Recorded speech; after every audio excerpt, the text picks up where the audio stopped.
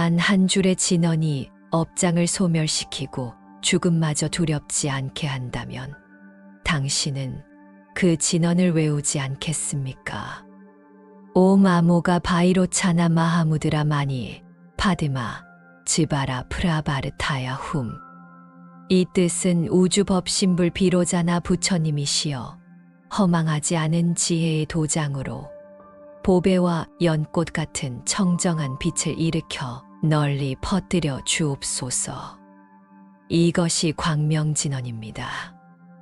부처님께서 전하신 이 진언은 3세에 쌓인 업장을 소멸하고 죽음의 두려움마저 밝은 빛으로 녹여 내린다고 합니다.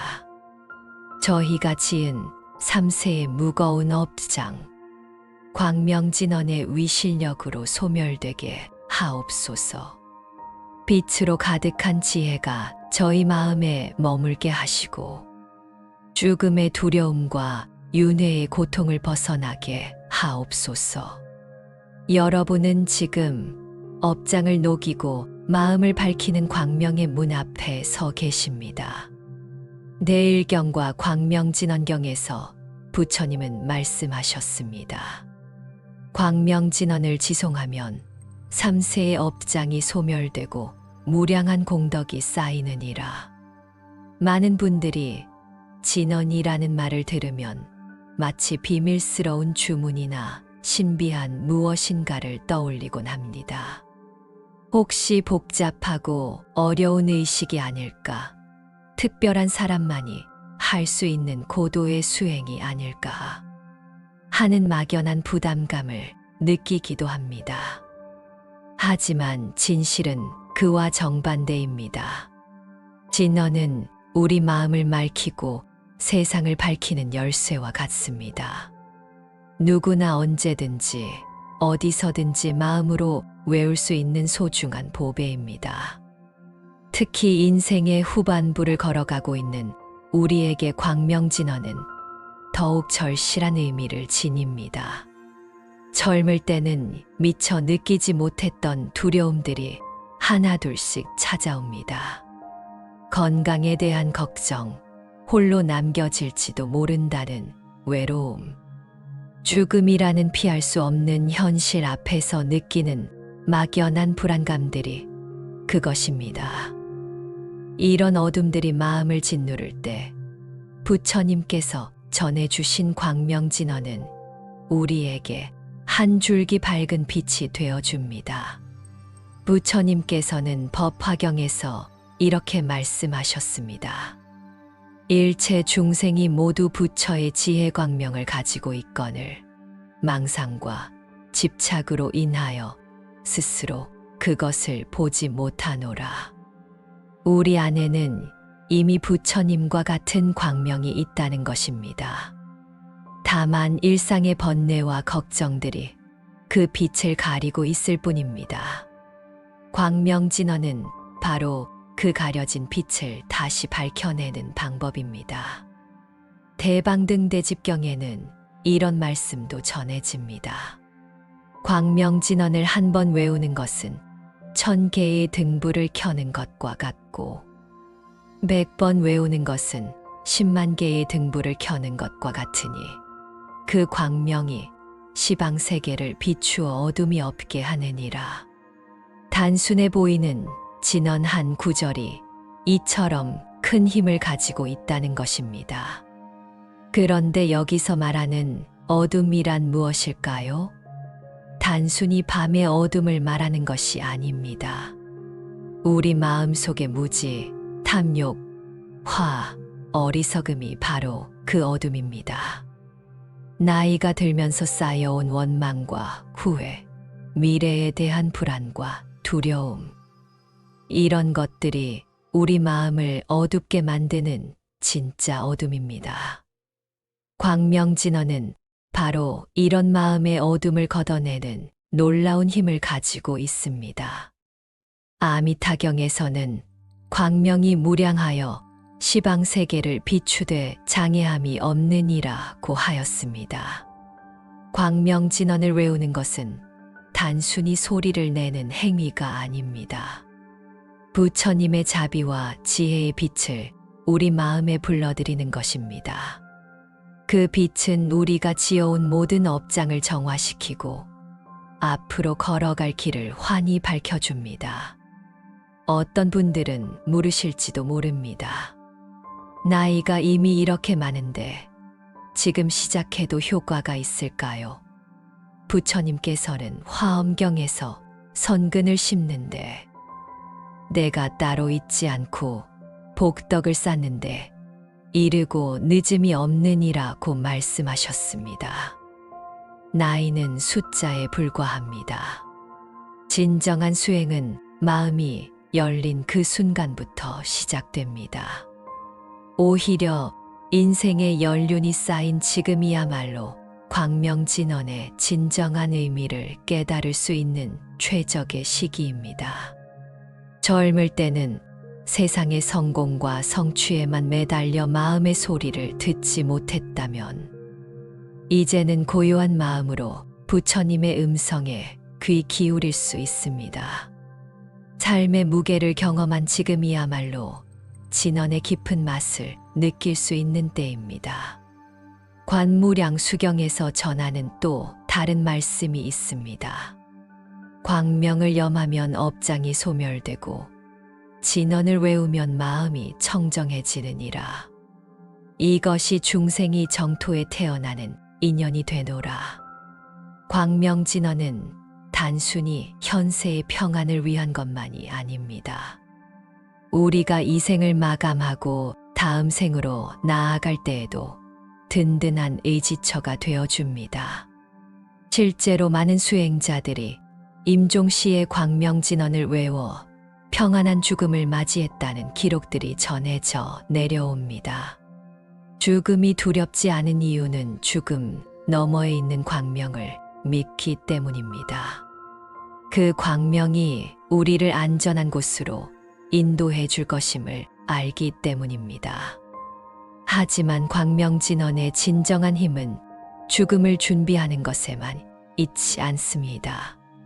오늘을 더 밝게 살아갈 수 있게 해주는 것, 바로 그것이 광명진언의 가장 소중한 선물입니다. 아침에 일어나 광명진언을 외우면 하루가 다르게 시작됩니다. 저녁에 잠들기 전 광명진언을 외우면 마음이 평온해져 숙면을 취할 수 있습니다.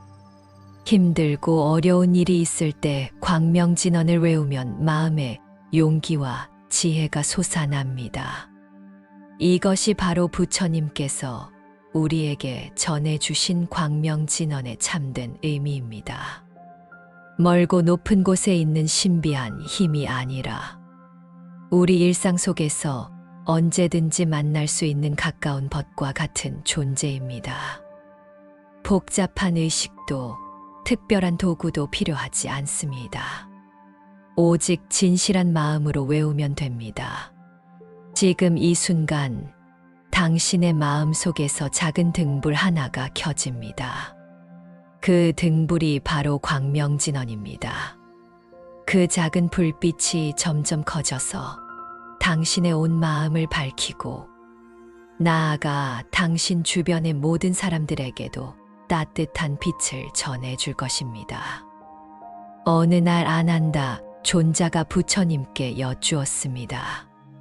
세존이시여, 부처님께서 열반에 드신 후에도 중생들이 부처님의 가르침을 직접 들을 수 있는 방법이 있겠습니까? 부처님께서는 자비로운 미소를 지으시며 말씀하셨습니다. 아난다야, 내가 육신으로 설법하는 것은 한때이지만 진언으로 전하는 법은 영원하느니라. 진언은 나의 참된 음성이요 법신의 소리이니라. 이것이 바로 진언의 본래 뜻입니다. 진언전연이란 참된 말씀을 의미합니다. 범어로는 만트라만트라라고 하는데 이는 마음을 보호하는 것이라는 뜻입니다. 즉, 진언은 단순한 주문이나 기도문이 아닙니다. 부처님의 깨달음과 자비가 음성으로 나타난 것이며 우리의 마음을 번뇌와 고통으로부터 보호해 주는 법의 방패인 것입니다. 대일경에서는 진언에 대해 이렇게 설명하고 있습니다. 진언은 부처님의 비밀스러운 말씀이 아니라 가장 진실한 말씀이니라. 비밀스럽다고 여겨지는 것은 중생의 마음이 아직 그 깊은 뜻을 헤아리지 못하기 때문이니라. 즉, 진언 자체가 신비한 것이 아니라 우리의 이해력이 아직 그 경지에 이르지 못했을 뿐이라는 뜻입니다. 지금 당신의 입술과 마음에서 피어날 준비가 되어 있습니다. 광명진언의 뿌리는 대일경 다일징에서 찾을 수 있습니다. 이 경전은 대일열에, 즉 비로자 나불이 금강계와 태장계 두 만다라의 비밀을 설하신 근본 경전입니다. 여기서 대일열에는 온 우주를 광명으로 가득 채우시는 근본 부처님을 의미합니다. 경전에 따르면 어느 날 금강사보살이 대일열에게 여쭈었습니다. 세존이시여, 말법시대의 중생들은 번뇌가 치성하고 업장이 무거워서 해탈하기 어려울 것입니다. 이런 중생들을 위한 간편하면서도 확실한 수행법은 없겠습니까? 대일열애께서 대답하셨습니다. 선남자여, 광명진언이야말로 그러한 법문이니라.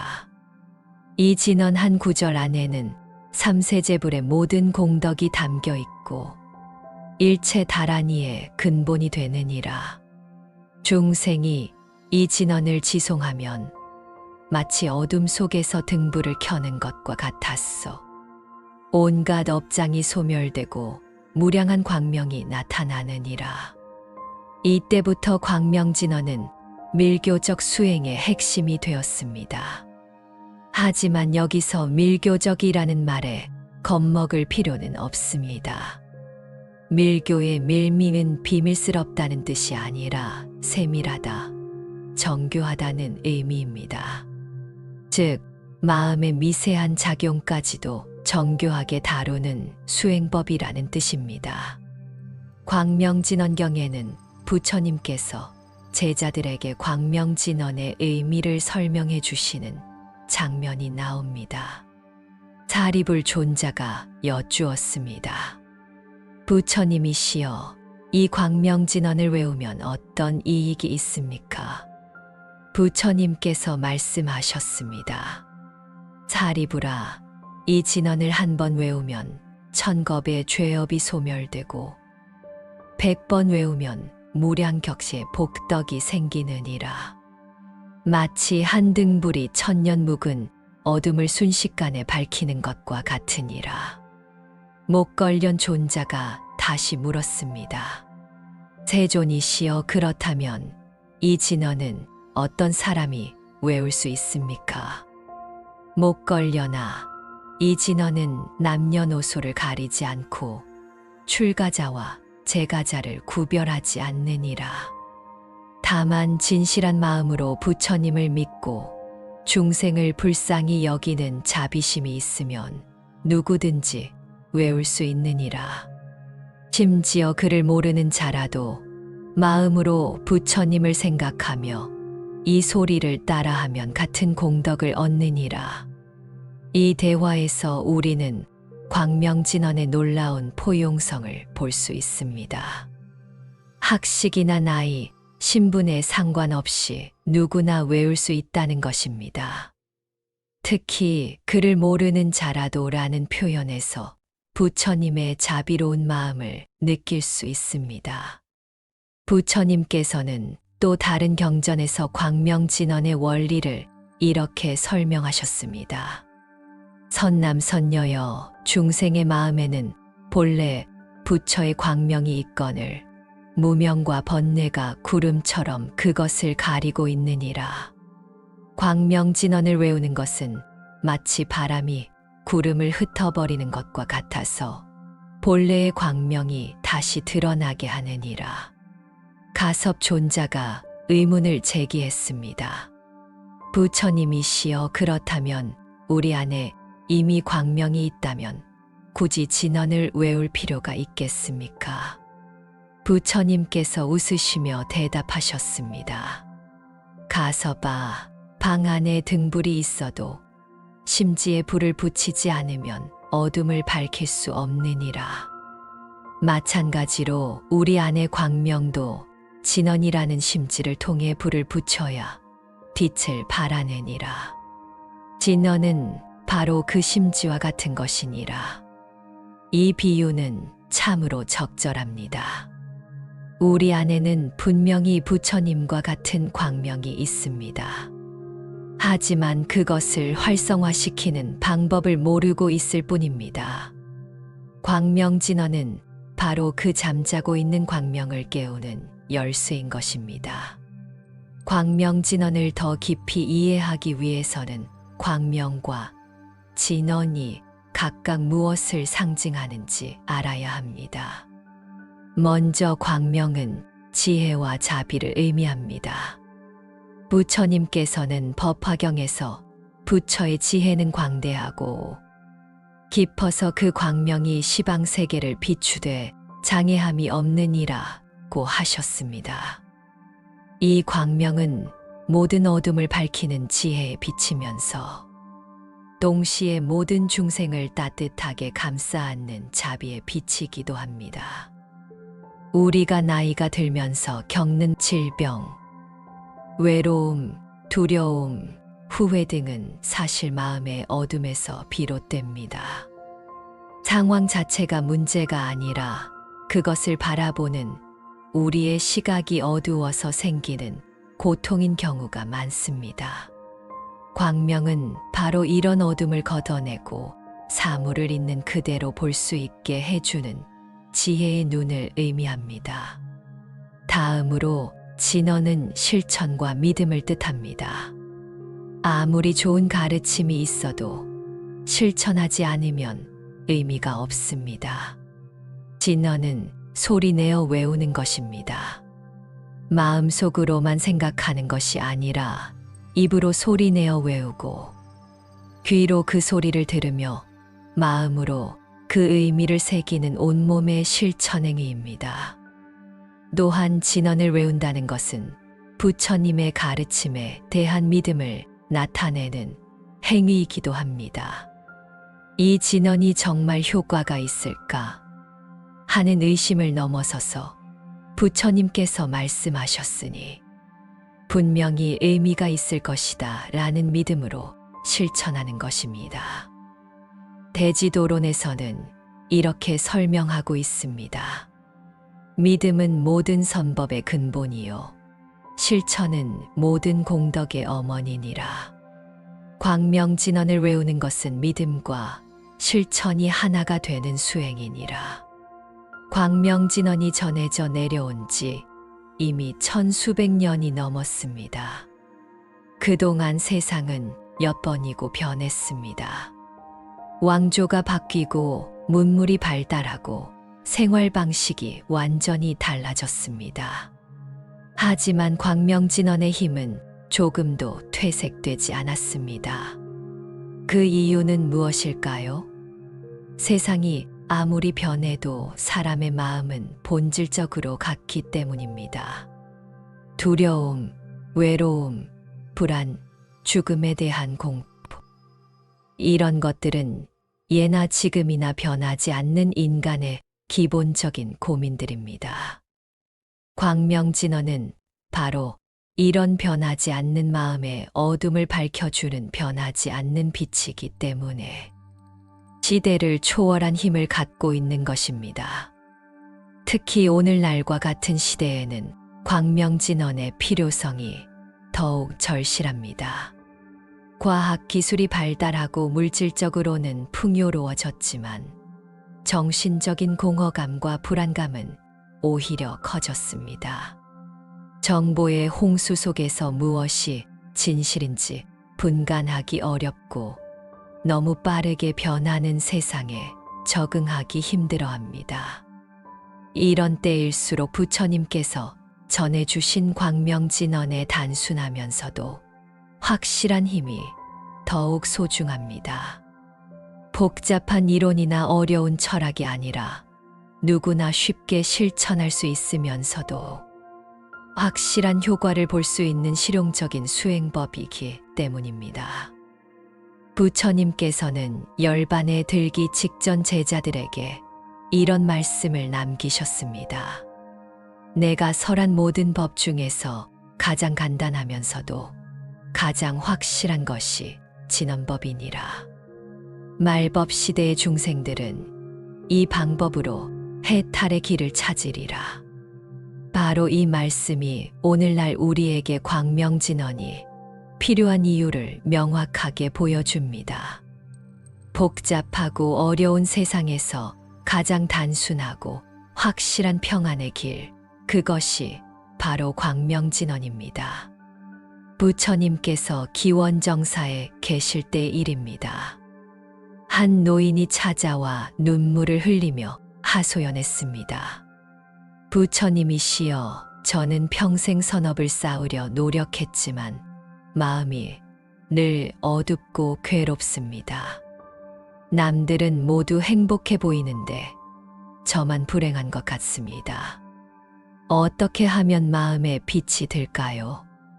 부처님께서는 자비로운 눈빛으로 노인을 바라보시며 말씀하셨습니다. 선남자여, 그대는 1000개의 등불을 켜놓고도 어둠 속에 있다고 불평하고 있구나. 마음이 어두우면 1000개의 등불도 소용없지만 마음이 밝으면 한 송이 꽃도 해가 되느니라. 노인이 의아해하며 물었습니다. 부처님이시여, 무슨 말씀이신지 이해하기 어렵습니다. 부처님께서 설명해 주셨습니다. 그대는 지금까지 바깥에서 빛을 찾으려 했구나. 재물을 모으고 명예를 얻고 타인의 인정을 받으면 행복해질 것이라고 생각했지만 그 모든 것들은 마음 밖의 것들이니라. 마음 안이 어두우면 아무리 많은 것을 가져도 만족할 수 없고, 마음 안이 밝으면 작은 것에도 큰 기쁨을 느낄 수 있느니라. 이 말씀은 법구경에도 기록되어 있으며 오늘날 우리에게도 깊은 깨달음을 줍니다. 특히 인생의 후반부를 맞이한 우리들에게는 더욱 절절한 가르침입니다. 젊을 때는 외적인 것들로 행복을 채우려고 노력합니다. 좋은 직장, 넓은 집, 많은 재산, 자녀들의 성공 등등. 물론 이런 것들도 중요합니다. 하지만 나이가 들면서 깨닫게 되는 것은 이런 외적 조건들이 완벽하게 갖춰져도 마음의 평안은 따로 있다는 사실입니다. 유마경에서 부처님께서는 이렇게 말씀하셨습니다. 정토를 구하고자 하는 자는 마음을 청정하게 하라. 마음이 청정하면 불국토가 청정하느니라. 여기서 말하는 정토는 극락세계만을 의미하는 것이 아닙니다. 우리가 지금 살고 있는 이곳이 바로 정토가 될 수 있다는 뜻입니다. 마음이 청정하고 밝으면 어디든지 정토가 되는 것입니다. 어느 날 제자 중 한 명이 부처님께 여쭈었습니다. 세존이시여, 저는 시골의 초라한 집에서 살고 있어서 늘 부끄럽습니다. 언제쯤 좋은 곳으로 이사할 수 있을까요? 부처님께서 대답하셨습니다.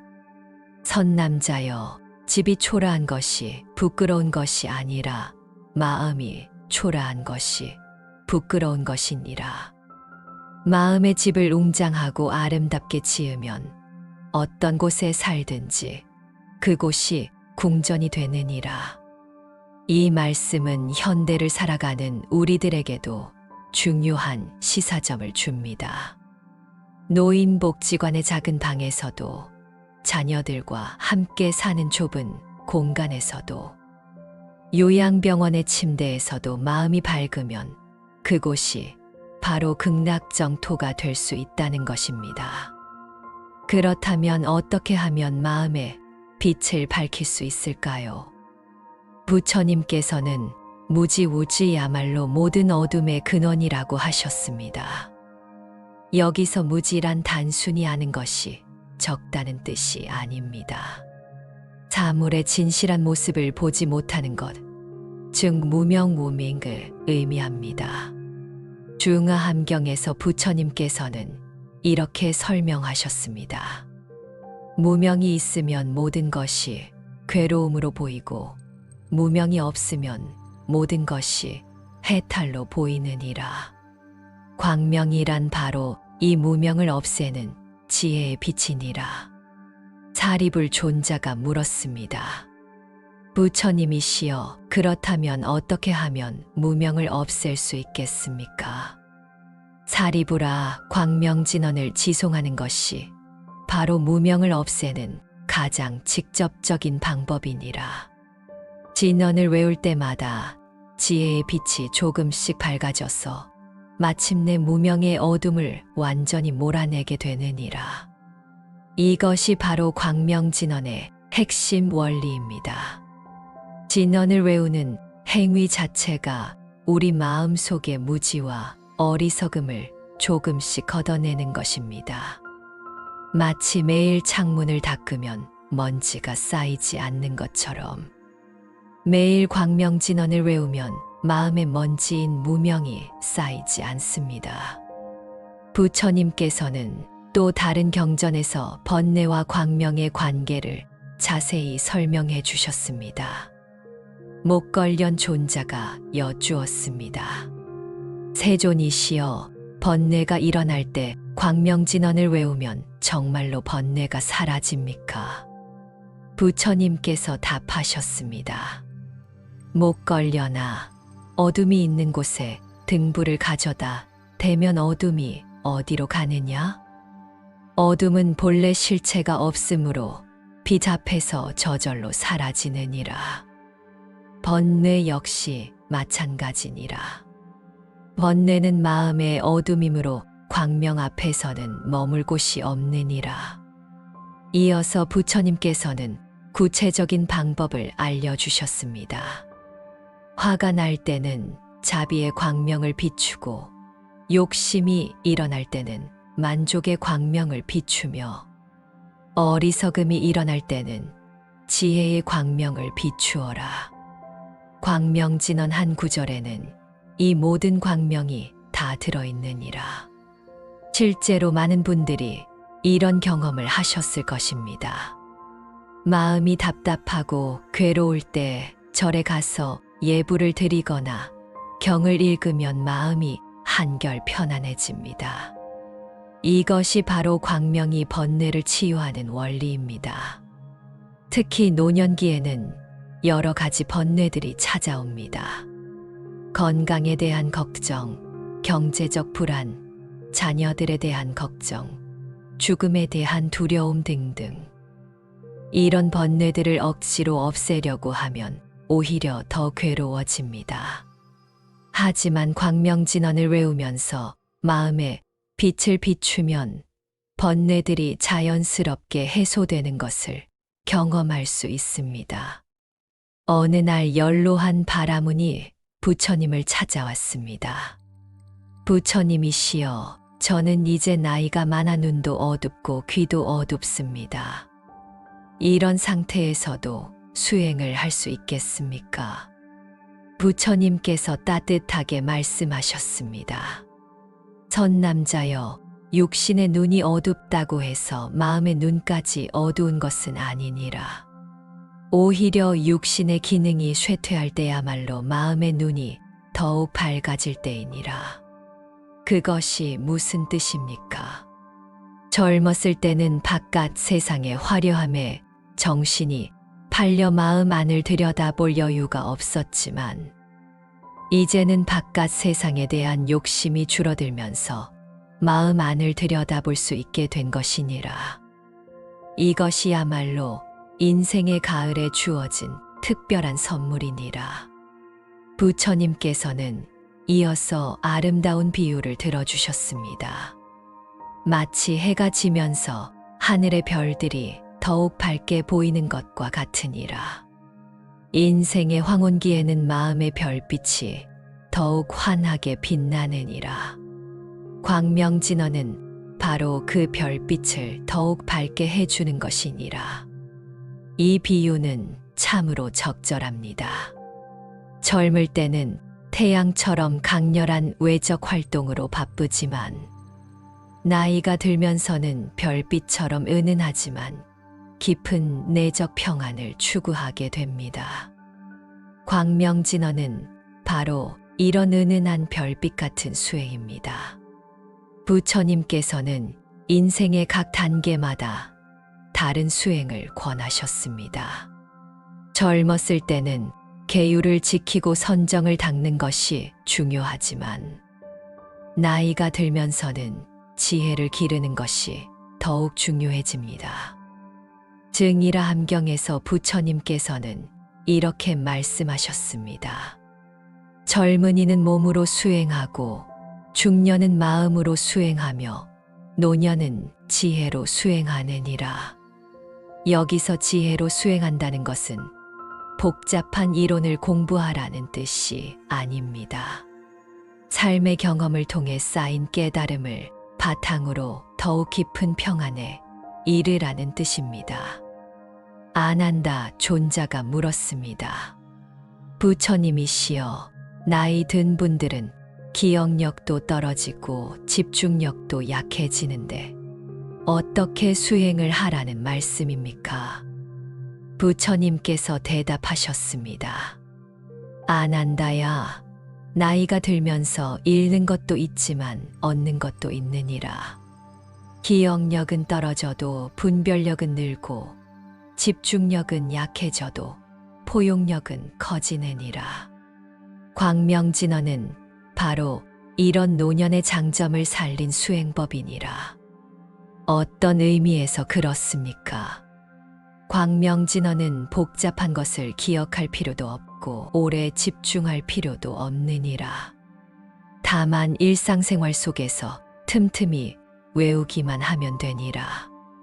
하지만 그 효과는 어떤 수행보다도 확실하니라. 이것이 바로 노년기에 적합한 수행법이니라. 이론적으로 광명진언의 원리를 이해하는 것도 중요하지만 더 중요한 것은 직접 실천해 보는 것입니다. 부처님께서도 늘 와서 보라라고 말씀하셨습니다. 이론만으로는 부족하고 직접 체험해 보라는 뜻입니다. 한 노보살이 부처님께 여쭈었습니다. 부처님이시여, 광명진언을 외우면 정말로 마음이 밝아집니까? 아직 그런 체험을 하지 못하겠습니다. 부처님께서 말씀하셨습니다. 선녀여, 약을 먹으면 병이 낫는다는 말을 들었다고 해서 병이 낫느냐? 직접 약을 먹어야 병이 낫는 것이니라. 마찬가지로 광명진언도 직접 외워야 그 효과를 알 수 있느니라. 하지만 얼마나 외워야 효과를 볼 수 있겠습니까? 진실한 마음으로 한 번만 외워도 효과가 있지만 꾸준히 외우면 그 효과는 더욱 커지느니라. 마치 우물을 파는 것과 같아서 처음에는 조금씩 물이 나오지만 깊이 팔수록 더 많은 물이 나오느니라. 부처님께서는 구체적인 실천 방법도 알려주셨습니다. 아침에 일어나서 3번, 공양 전에 3번, 잠들기 전에 3번씩 외워보거라. 한 달만 이렇게 해보면 분명히 변화를 느낄 것이니라. 실제로 많은 분들이 이렇게 실천해 보신 후에 마음이 한결 편안해졌다. 잠을 잘 자게 되었다. 걱정이 줄어들었다는 체험담을 말씀해 주십니다. 이것이 바로 광명진언의 현실적인 힘입니다. 오늘날의 상황에서 광명진언의 의미를 새롭게 해석해 보면 정보의 홍수 속에서 진실을 찾는 지혜의 빛이라고 할 수 있습니다. 인터넷과 미디어를 통해 쏟아지는 수많은 정보들 중에서 무엇이 참이고 무엇이 거짓인지 분별하기 어려운 시대입니다. 이런 때일수록 부처님께서 전해주신 광명진언의 지혜가 필요합니다. 어느 날 한 중년 여인이 부처님께 찾아와 통곡하며 말씀드렸습니다. 부처님이시여, 저는 젊었을 때 많은 잘못을 저질렀습니다. 시어머니를 모시지 못했고 남편과 자주 다투었으며 이웃과도 원수가 되었습니다. 이제 나이가 들어 그때의 일들이 모두 마음의 짐이 되어 괴롭습니다. 이런 업장은 영원히 사라지지 않는 것입니까? 부처님께서는 자비로운 눈빛으로 여인을 바라보시며 말씀하셨습니다. 선녀여, 광명진언경에서 이미 말하였거니와 3세의 업장이 광명 앞에 녹아내리느니라. 업장이란 얼음과 같아서 태양 앞에서는 녹을 수밖에 없느니라. 여인이 놀라며 물었습니다.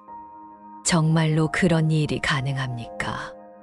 선녀여, 업장 소멸이란 과거의 일을 없었던 일로 만드는 것이 아니니라.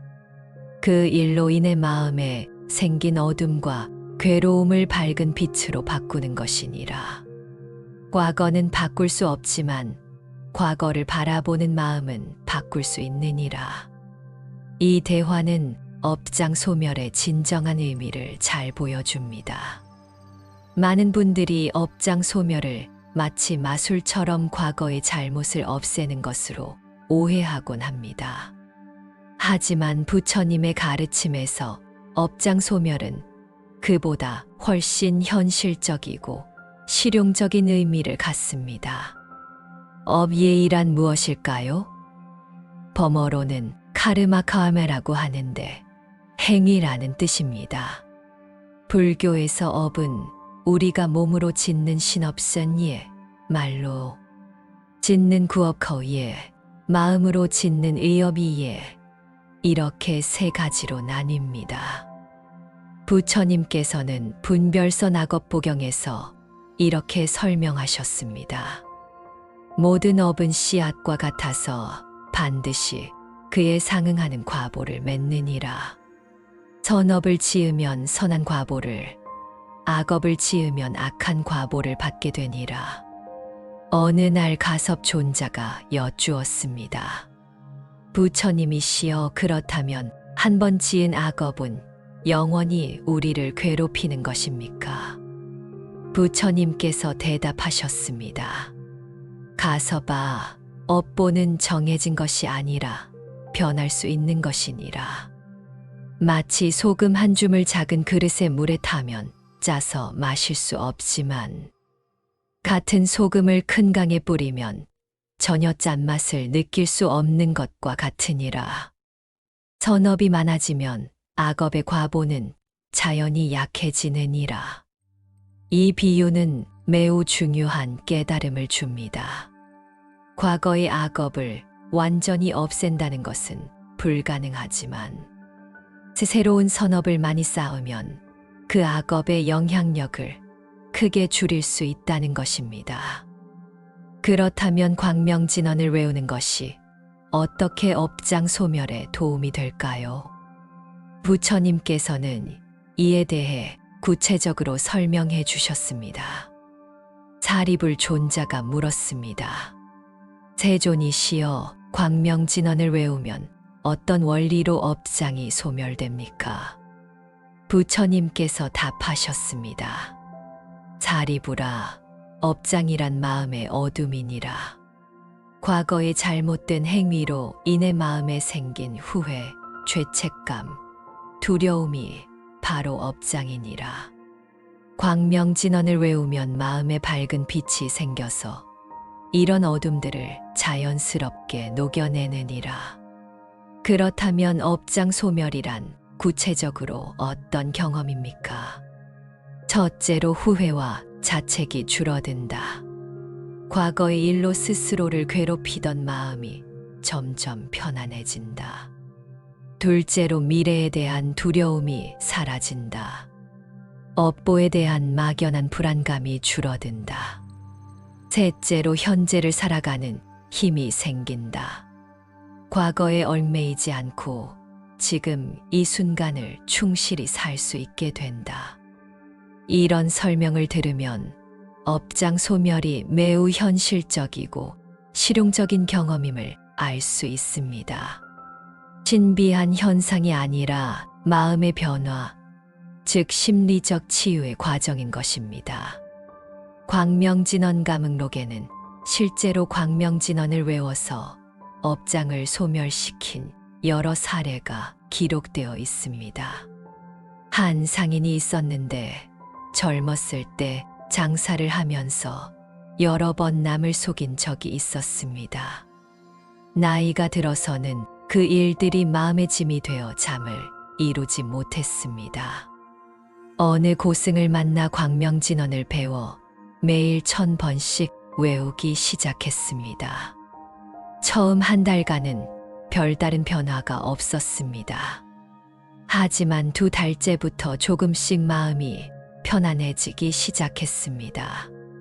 3달이 지나자 과거의 일로 자책하는 시간이 현저히 줄어들었습니다. 6달 후에는 완전히 다른 사람이 되어 있었습니다. 그는 이렇게 고백했습니다. 과거의 일이 없어진 것은 아닙니다. 하지만 그 일들을 바라보는 제 마음이 완전히 달라졌습니다. 예전에는 내가 왜 그런 짓을 했을까 하며 자책했지만 이제는 그때의 무지함을 깨달았으니 앞으로는 그런 일이 없도록 하자는 마음으로 바뀌었습니다. 이것이 바로 업장 소멸의 실제 모습입니다. 과거를 부정하는 것이 아니라 수용하고 자책하는 것이 아니라 반성하며 절망하는 것이 아니라 희망을 갖게 되는 것입니다. 나이가 들면서 많은 분들이 과거를 되돌아보게 됩니다. 그때 흔히 경험하는 것이 후회와 자책입니다. 그때 왜 그랬을까? 다시 할 수 있다면 자식들에게 미안하다 등등. 이런 마음들이 쌓여서 우울증이나 불안증으로 이어지는 경우도 많습니다. 부처님께서는 이런 상황에 대해 깊이 있는 가르침을 주셨습니다. 어느 날 늙은 비구니가 찾아와 울면서 말씀드렸습니다. 부처님이시여, 저는 출가하기 전에 많은 잘못을 저질렀습니다. 남편을 잘 섬기지 못했고 자식들도 제대로 기르지 못했습니다. 이제 출가해서 수행하고 있지만 과거의 일들이 자꾸 생각나서 괴롭습니다. 부처님께서 말씀하셨습니다. 선녀여, 과거를 돌아보는 것에는 2가지 방법이 있느니라. 하나는 후회하며 괴로워하는 것이고 다른 하나는 깨달음을 얻어 성장하는 것이니라. 같은 과거라도 어떤 마음으로 바라보느냐에 따라 독이 되기도 하고 약이 되기도 하느니라. 어떻게 하면 과거를 약으로 만들 수 있겠습니까? 첫째, 과거의 잘못을 인정하되 자책하지 마라. 그때는 그럴 수밖에 없는 상황이었고 그만큼 어리석었던 것이니라. 둘째, 그 경험을 통해 무엇을 배웠는지 생각해보라. 모든 실수는 지혜의 씨앗이니라. 셋째, 남은 시간 동안 어떻게 살 것인가에 집중하라. 과거는 바꿀 수 없지만 미래는 바꿀 수 있느니라. 이런 가르침은 현대의 심리치료와도 일맥상통합니다. 과거의 상처를 부정하거나 억압하는 것이 아니라 있는 그대로 받아들이면서도 그것에 얽매이지 않는 것입니다. 광명진언경에서는 3세의 업장이 소멸된다고 하였습니다. 3세란 과거, 현재, 미래를 의미합니다. 그렇다면 각각의 업장이 어떻게 소멸되는 것일까요?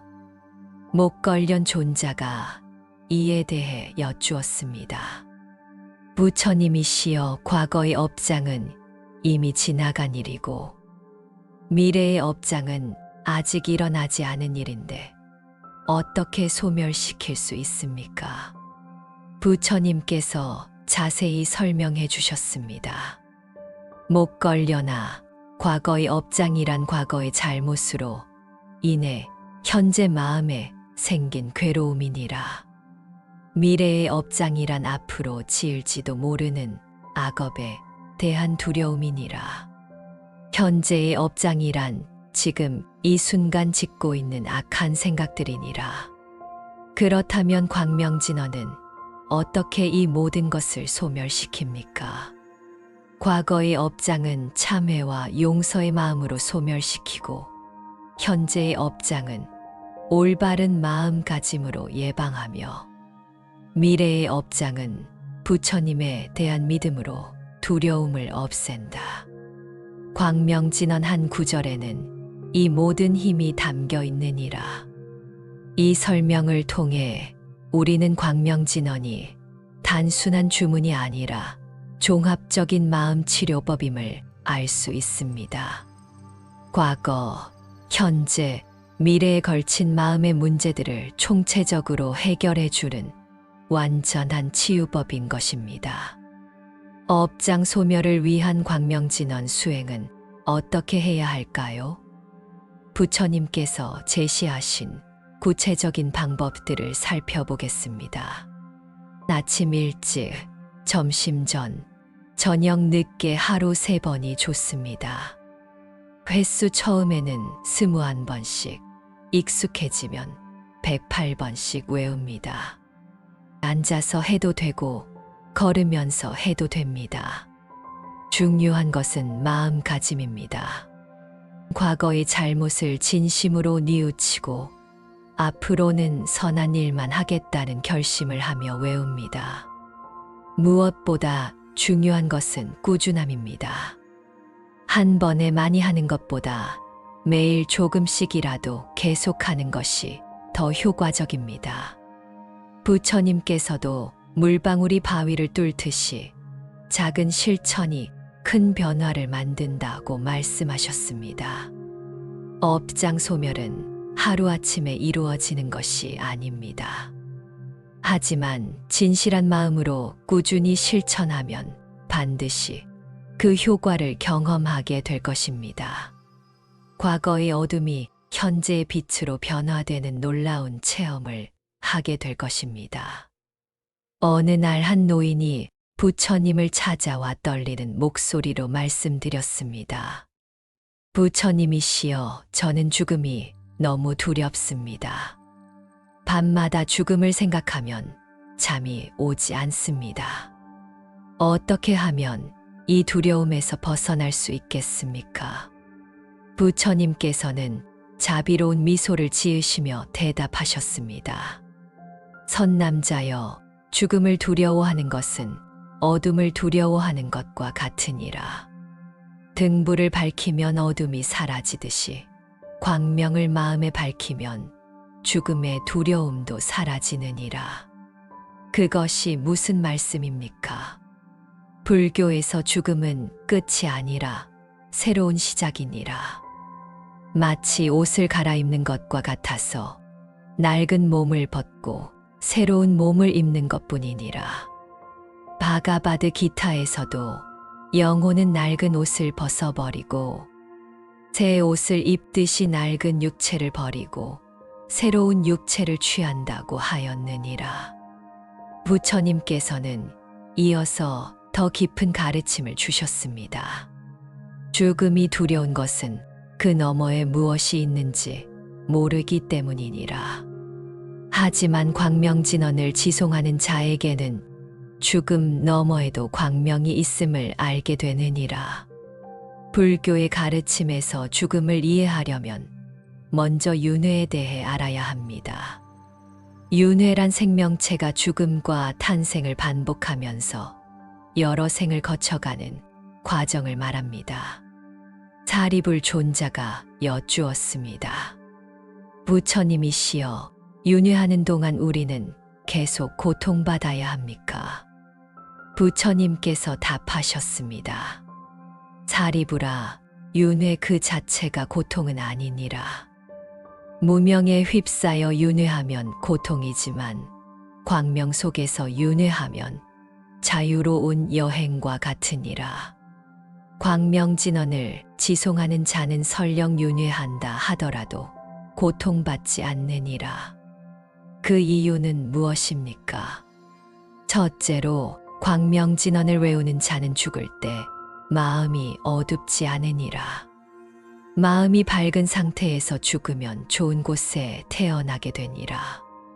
둘째로 설사 어려운 환경에 태어나더라도 그 속에서 의미를 찾고 성장할 수 있는 지혜가 있으니라. 셋째로 언젠가는 반드시 해탈에 이를 것이라는 확신이 있기 때문에 절망하지 않느니라. 이런 가르침은 죽음에 대한 관점을 완전히 바꿔줍니다. 죽음이 모든 것의 종료가 아니라 새로운 여행의 시작이라고 생각하게 되면 죽음에 대한 두려움이 크게 줄어듭니다. 무량수경에는 광명과 죽음에 관한 깊은 가르침이 담겨 있습니다. 경전에서 아미타불은 광명이 무량하여 시방세계를 비추되 장애함이 없느니라. 이 광명을 접하는 중생은 삼독의 번뇌가 소멸되고 몸과 마음이 부드러워지며 환희와 기쁨이 생기고 선심이 생기느니라고 말씀하셨습니다. 특히 주목할 부분은 광명이 중생의 눈을 밝히시니 죽음 또한 두려움이 없느니라는 구절입니다. 이는 단순히 죽음을 두려워하지 말라는 위로의 말씀이 아닙니다. 광명의 힘으로 죽음의 실상을 꿰뚫어 보게 되면 자연스럽게 두려움이 사라진다는 깊은 의미입니다. 목걸련 존자가 이에 대해 질문했습니다. 부처님이시여, 광명이 어떻게 죽음의 두려움을 없앨 수 있습니까? 부처님께서 설명하셨습니다. 목걸려나 죽음을 두려워하는 것은 세 가지 무지 때문이니라. 첫째는 죽음 이후에 무엇이 있는지 모르는 무지, 둘째는 자신의 본성이 무엇인지 모르는 무지, 셋째는 생과 사가 하나라는 것을 모르는 무지니라. 광명은 어떻게 이런 무지들을 없앱니까? 광명진언을 지송하면 먼저 마음이 고요해져서 죽음 이후의 세계를 직관할 수 있게 되니라. 또한 자신의 본성이 몸을 초월한 영원한 존재임을 깨닫게 되니라. 마지막으로 생과 사가 파도와 바다의 관계처럼 본래 하나임을 알게 되니라. 실제로 많은 불교 수행자들이 임종시의 광명진언을 외워서 평안한 죽음을 맞이했다는 기록들이 전해집니다. 광명진언 가문록에는 이런 사례가 많이 나옵니다. 한 할머니가 있었는데 평생 광명진언을 외우며 살았습니다. 병상에 누워 임종을 앞두었을 때 가족들이 모두 슬퍼하는 것을 보고 말씀하셨습니다. 울지 마세요. 저는 지금 너무 밝은 빛을 보고 있어요. 부처님께서 저를 데리러 오신 것 같아요. 그리고 마지막까지 광명진언을 외우시며 평안하게 숨을 거두셨습니다. 임종 후에도 얼굴에 미소가 남아있어 모든 사람을 놀라게 했습니다. 이런 일이 어떻게 가능할까요? 부처님께서는 관무량수경에서 그 원리를 설명해 주셨습니다. 임종 씨의 마음의 상태는 매우 중요하니라. 마음이 어두우면 어둠의 세계로, 마음이 밝으면 광명의 세계로 이끌려 가게 되느니라. 평소에 광명진언을 외운 자는 임종 시에도 그 광명이 마음을 지켜주어서 두려움 없이 다음 세계로 갈 수 있느니라. 또한 부처님께서는 죽음의 순간에는 평생의 업력이 총결집되는데 이때 광명진언의 공덕력이 악업을 누르고 선업을 끌어올려서 좋은 곳에 태어나게 한다고 말씀하셨습니다. 불교에서 49제를 지내는 것도 광명진언과 깊은 관련이 있습니다. 중유경에 따르면 사람이 죽으면 49일 동안 중음신의 상태로 있다가 다음 생을 받게 됩니다. 이 기간 동안 가족들이 광명진언을 외우며 기도하면 돌아가신 분에게 큰 도움이 됩니다. 가섭존자가 여쭈었습니다. 부처님이시여, 이미 죽은 자를 위해 산 자가 기도하면 정말 도움이 됩니까? 부처님께서 대답하셨습니다. 가섭아, 모든 중생은 마음으로 연결되어 있느니라.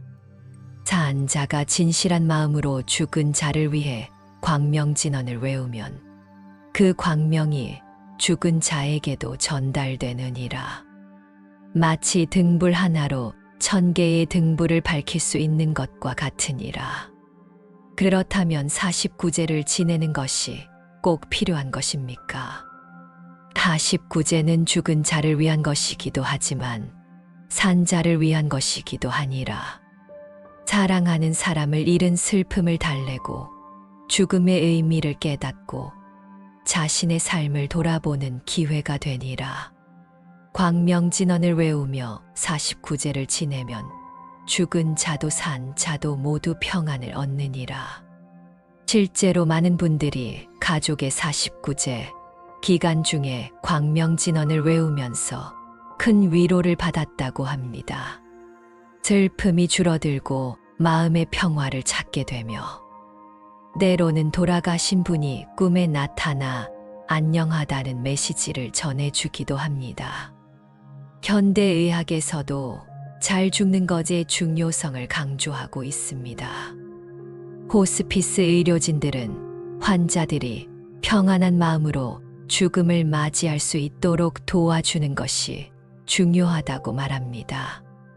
이런 관점에서 볼 때 광명진언은 매우 현실적이고 실용적인 죽음 준비 방법입니다. 종교적 신념과 관계없이 마음의 평안을 얻고 죽음에 대한 두려움을 줄이는데 도움이 됩니다.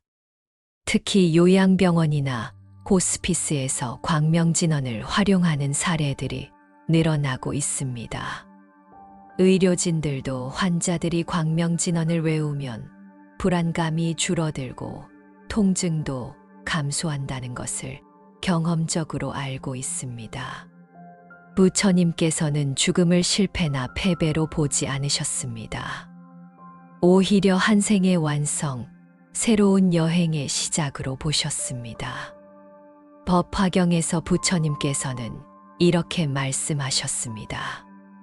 열애는 3개의 화택에서 중생들을 구하려고 나타났다가 그 일을 마치면 다시 정멸의 세계로 돌아가느니라.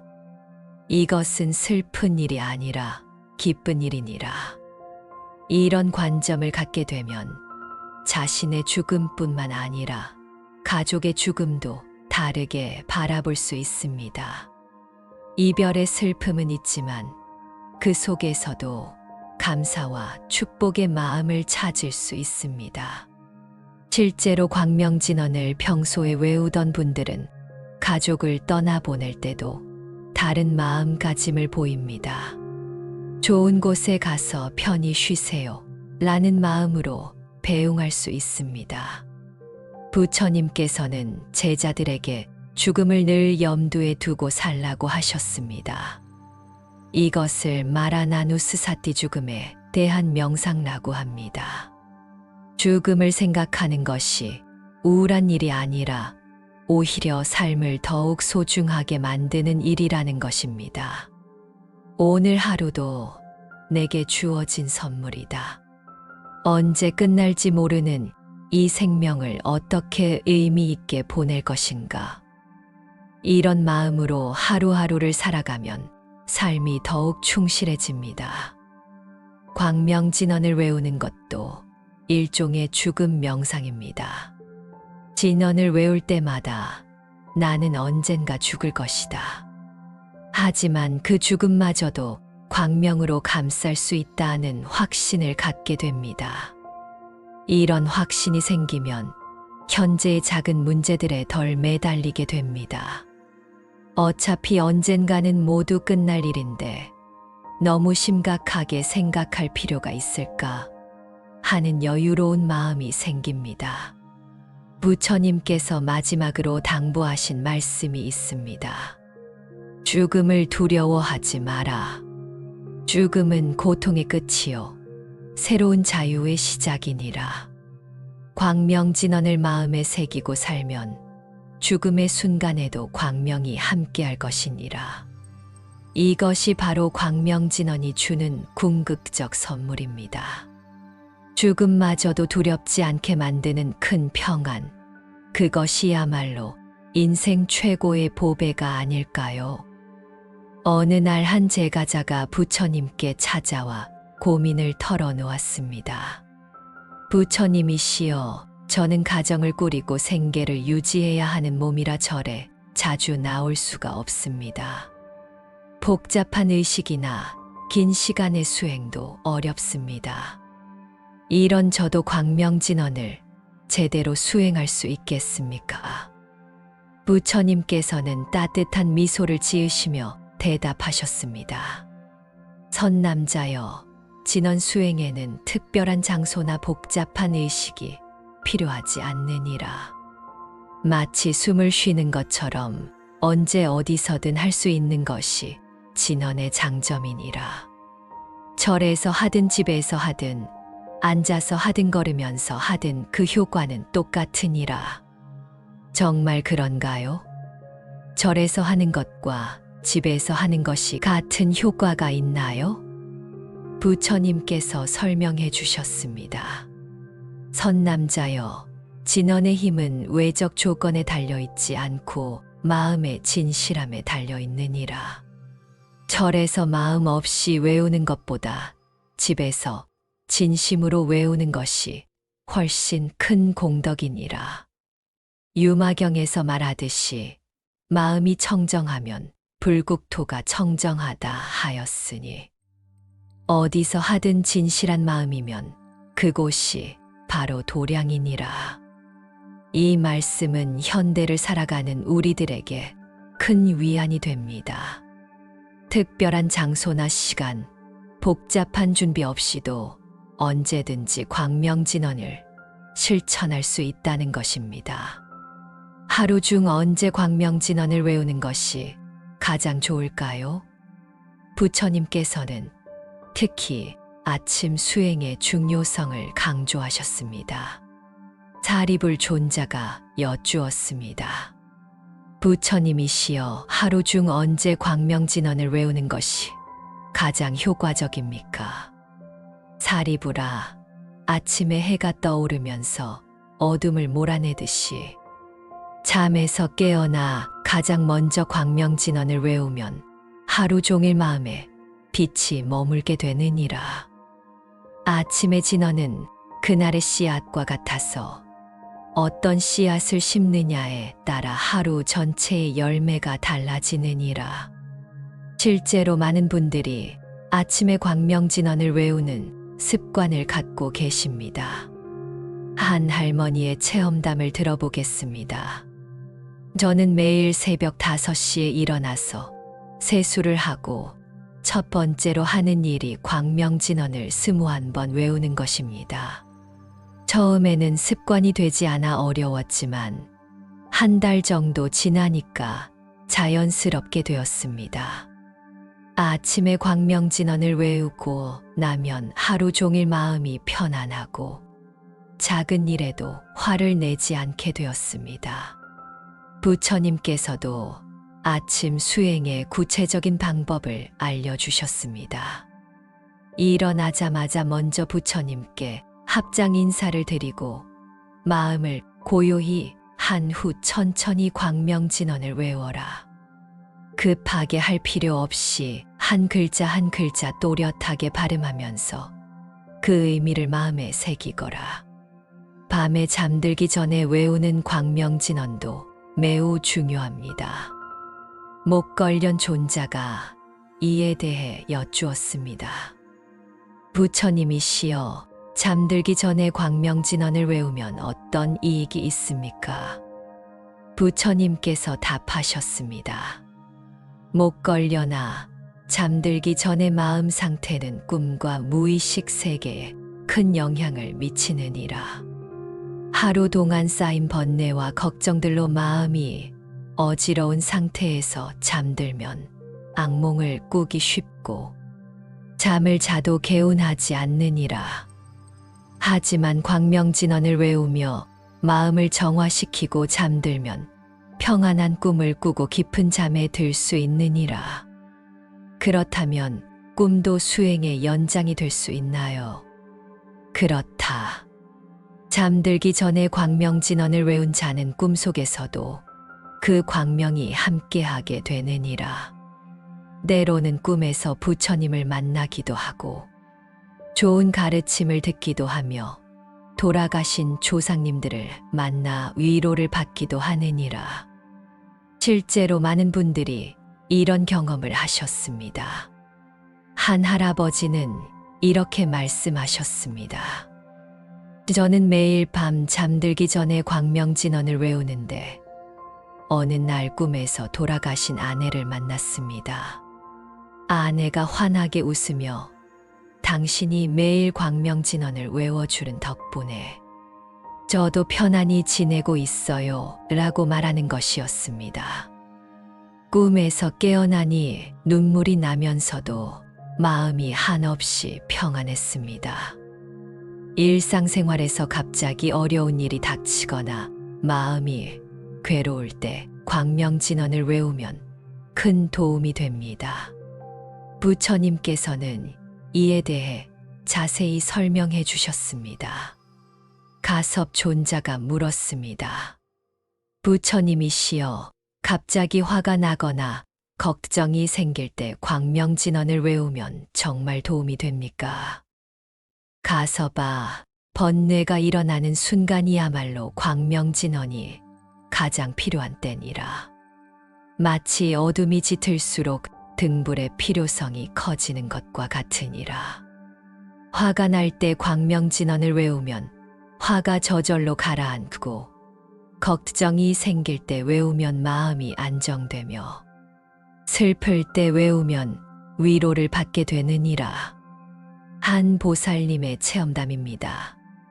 저는 시장에서 장사를 하는데 손님과 말다툼을 하게 되어 화가 머리끝까지 났던 적이 있었습니다.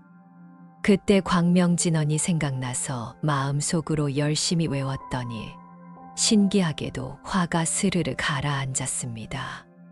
그 후로는 화가 날 때마다 광명진언을 외우는 습관을 갖게 되었습니다. 부처님께서는 구체적인 방법도 알려주셨습니다. 번뇌가 일어날 때는 다른 일은 모두 멈추고 광명진언을 21번 연속으로 외워라. 처음에는 마음이 산란해서 집중이 안 되겠지만 계속 외우다 보면 점점 마음이 고요해질 것이니라. 광명진언은 특히 병으로 고생하는 분들에게 큰 위로가 됩니다. 약사경에서도 광명진언을 외우면 질병이 치유되고 수명이 연장된다고 하였습니다. 아난다 존자가 여쭈었습니다. 부처님이시여, 몸이 아픈 사람이 광명진언을 외우면 병이 낫습니까? 부처님께서 답하셨습니다. 아난다야, 질병에는 두 가지가 있느니라. 하나는 몸의 병이고 다른 하나는 마음의 병이니라. 광명진언은 특히 마음의 병을 치유하는 데 뛰어난 효과가 있느니라. 마음의 병이 나으면 몸의 병도 자연히 호전되는 경우가 많으니라. 마음의 병이란 무엇을 말씀하시는 것입니까? 질병으로 인한 불안, 두려움, 절망, 원망 같은 것들이니라. 이런 부정적인 감정들이 오히려 몸의 치유를 방해하는 경우가 많으니라. 광명진언을 외우면 이런 부정적 감정들이 사라지고 마음이 평안해져서 몸의 자연 치유력이 활성화되느니라. 현대 사회에서 홀로 사는 노인분들이 많아지고 있습니다. 자녀들은 모두 독립했고 배우자는 먼저 세상을 떠나고 친구들도 하나둘 세상을 떠나면서 외로움을 느끼는 분들이 많습니다. 부처님께서는 이런 상황에 대해 깊은 이해를 보여주셨습니다. 한 노인이 찾아와 하소연했습니다. 부처님이시여, 저는 이제 혼자 살게 되었습니다. 하루 종일 말할 사람도 없고 밤이 되면 적막감 때문에 잠이 오지 않습니다. 어떻게 하면 이 외로움을 이길 수 있겠습니까? 부처님께서 자비롭게 대답하셨습니다. 선남자여, 몸은 혼자 있을지라도 마음은 혼자가 아니니라. 광명진언을 외우는 순간 그대는 부처님과 함께 있는 것이며 법과 함께 있는 것이며 온 우주의 광명과 함께 있는 것이니라. 그것이 정말 외로움을 달래줄 수 있을까요? 광명진언을 꾸준히 외우면 부처님의 존재를 실감하게 되느니라.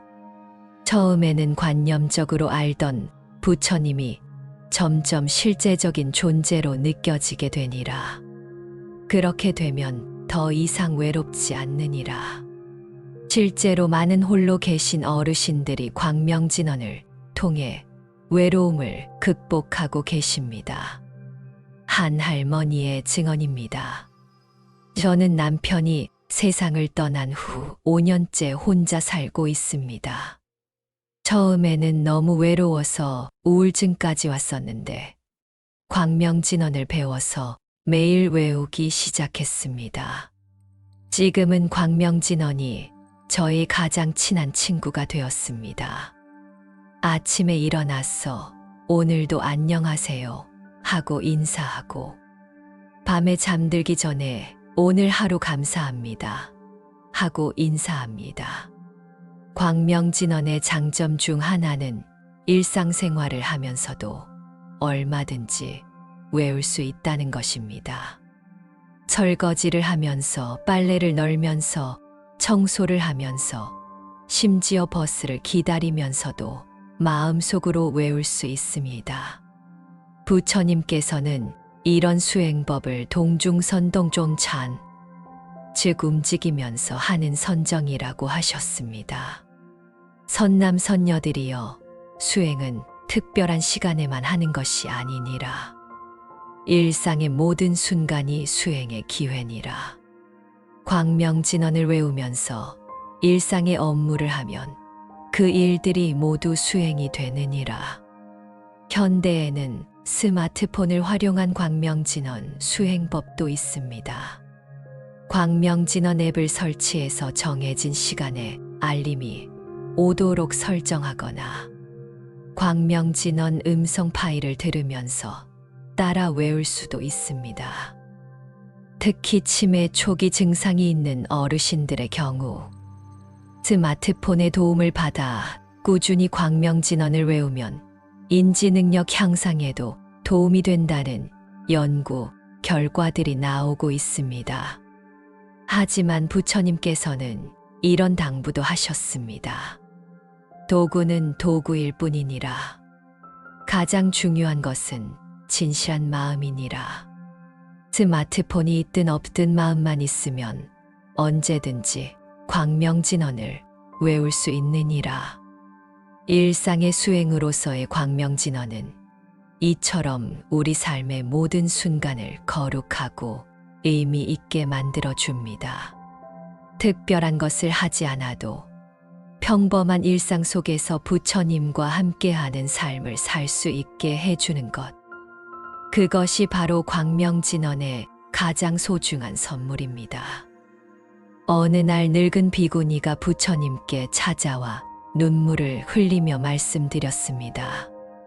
부처님이시여, 저는 이제 80이 넘은 나이가 되었습니다. 함께 수행하던 도반들은 하나둘 세상을 떠나고 젊은 비구니들과는 대화가 통하지 않습니다. 하루 종일 누구와 말 한마디 나누지 못하는 날이 많습니다.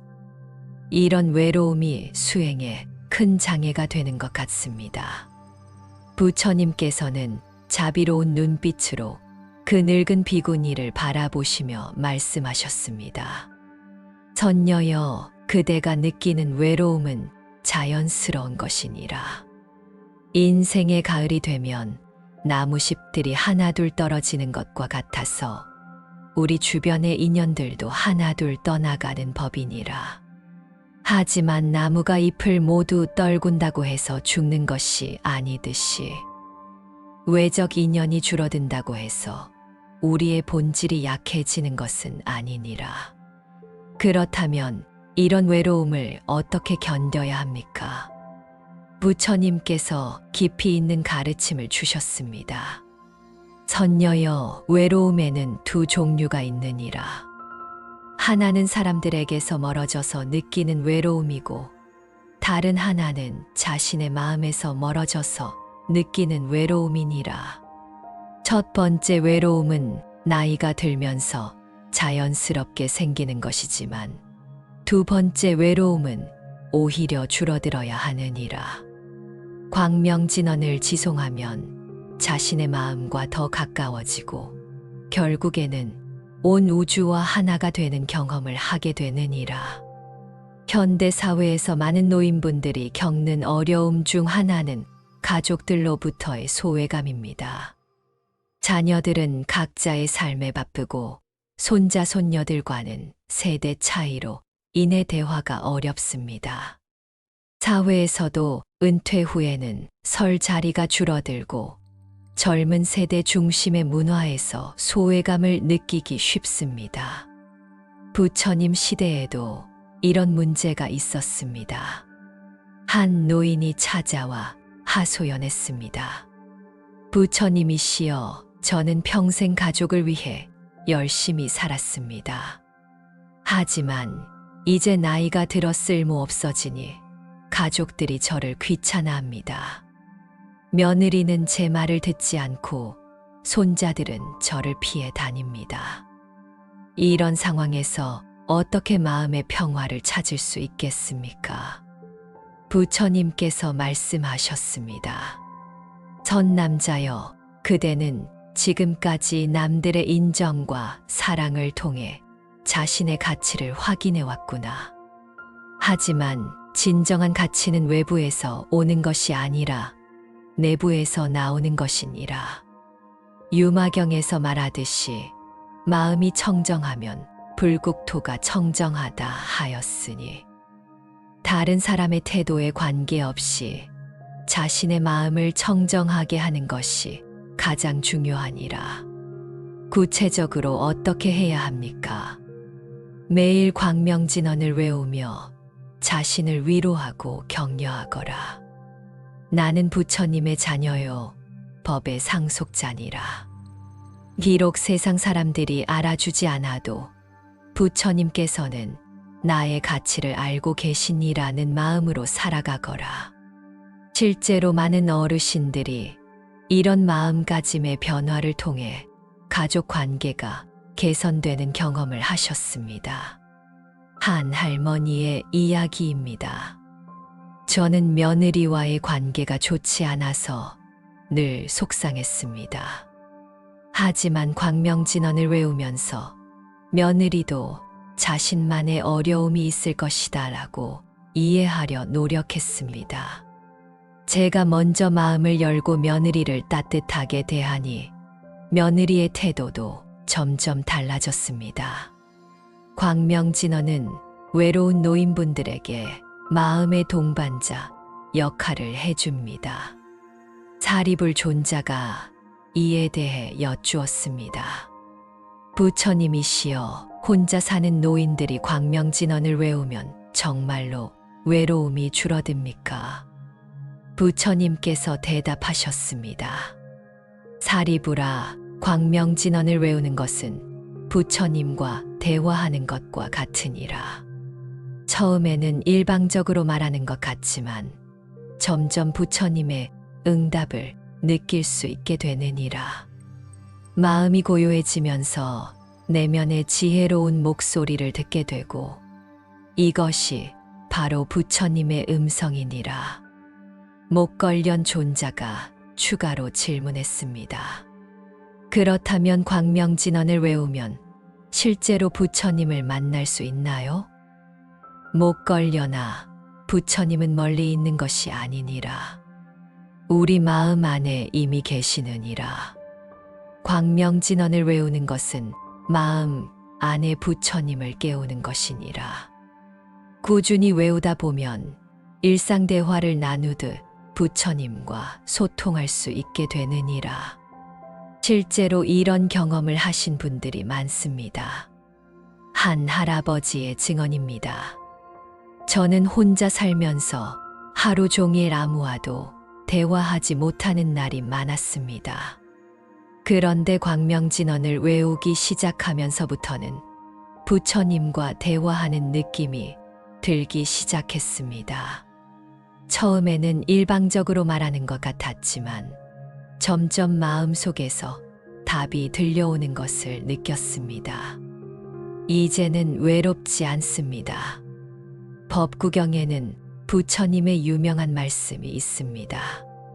혼자 앉고 혼자 잠자리에 들고 혼자 거르되 게으르지 않고 자신을 잘 다스리는 사람은 깊은 숲속에서도 즐거움을 찾으리라. 가섭 존자가 이 말씀의 의미를 물었습니다. 부처님이시여, 어떻게 하면 혼자 있으면서도 즐거울 수 있겠습니까? 부처님께서 설명해 주셨습니다. 가섭아, 혼자 있는 것과 외로운 것은 다르니라. 많은 사람들 속에 있어도 마음이 텅 빈 사람은 외롭고 혼자 있어도 마음이 충만한 사람은 외롭지 않느니라. 광명진언을 외우는 자는 홀로 있어도 외롭지 않은 이는 광명 속에 있기 때문이라. 광명 속에 있다는 것은 무슨 의미입니까? 광명진언을 외우면 마음에 부처님의 빛이 가득하게 되느니라. 그 빛 안에서는 과거의 모든 스승들, 현재의 모든 동반자들, 미래의 모든 제자들과 함께 있는 느낌을 받게 되느니라.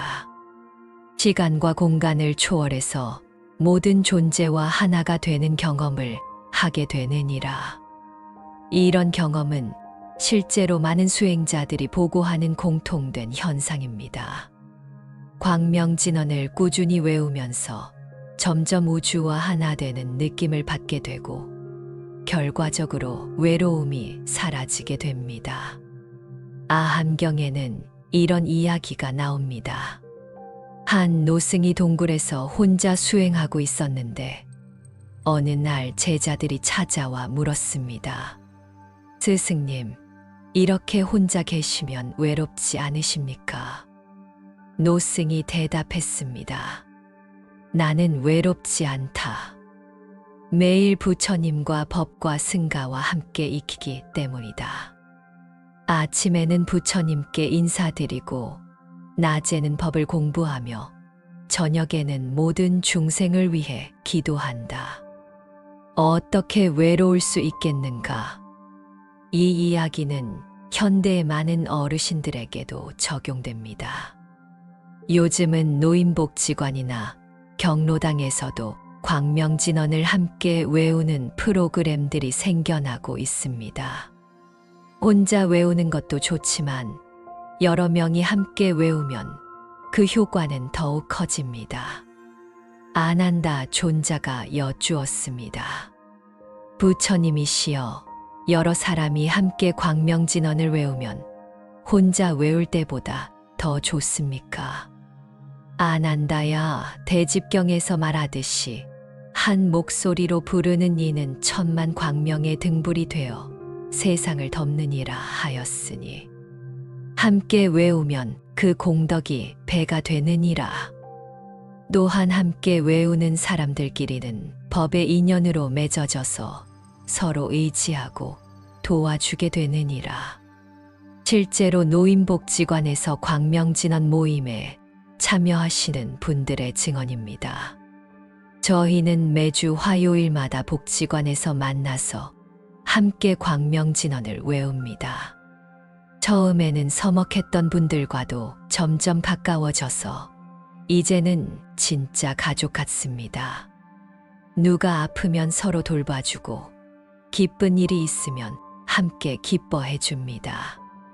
광명진언이 저희를 연결해 준 것 같습니다. 현대 사회는 핵가족화, 개인주의 문화, 디지털 격차 등으로 인해 노인들의 외로움이 더욱 심각해지고 있습니다. 이런 상황에서 광명진언은 단순한 종교적 수행을 넘어서 사회적 치유의 역할도 합니다. 부처님께서는 이미 이런 상황을 예견하고 계셨습니다. 말법 시대가 되면 사람들의 마음이 각박해지고 서로 등을 돌리게 될 것이니라. 그런 때일수록 광명진언의 필요성이 커질 것이니라. 진언을 외우는 자들끼리는 자연스럽게 끌려서 만나게 되고 서로 위로하고 도우며 살아갈 것이니라. 실제로 광명진언을 통해 새로운 인연을 만나게 되는 경우가 많습니다. 절에서, 복지관에서, 공원에서 우연히 만난 분들과 광명진언을 주제로 대화하다가 깊은 우정을 나누게 되는 것입니다. 부처님께서는 외로움과 고독을 구별해서 말씀하셨습니다. 외로움은 고통스러운 것이지만 고독은 지혜로운 것입니다.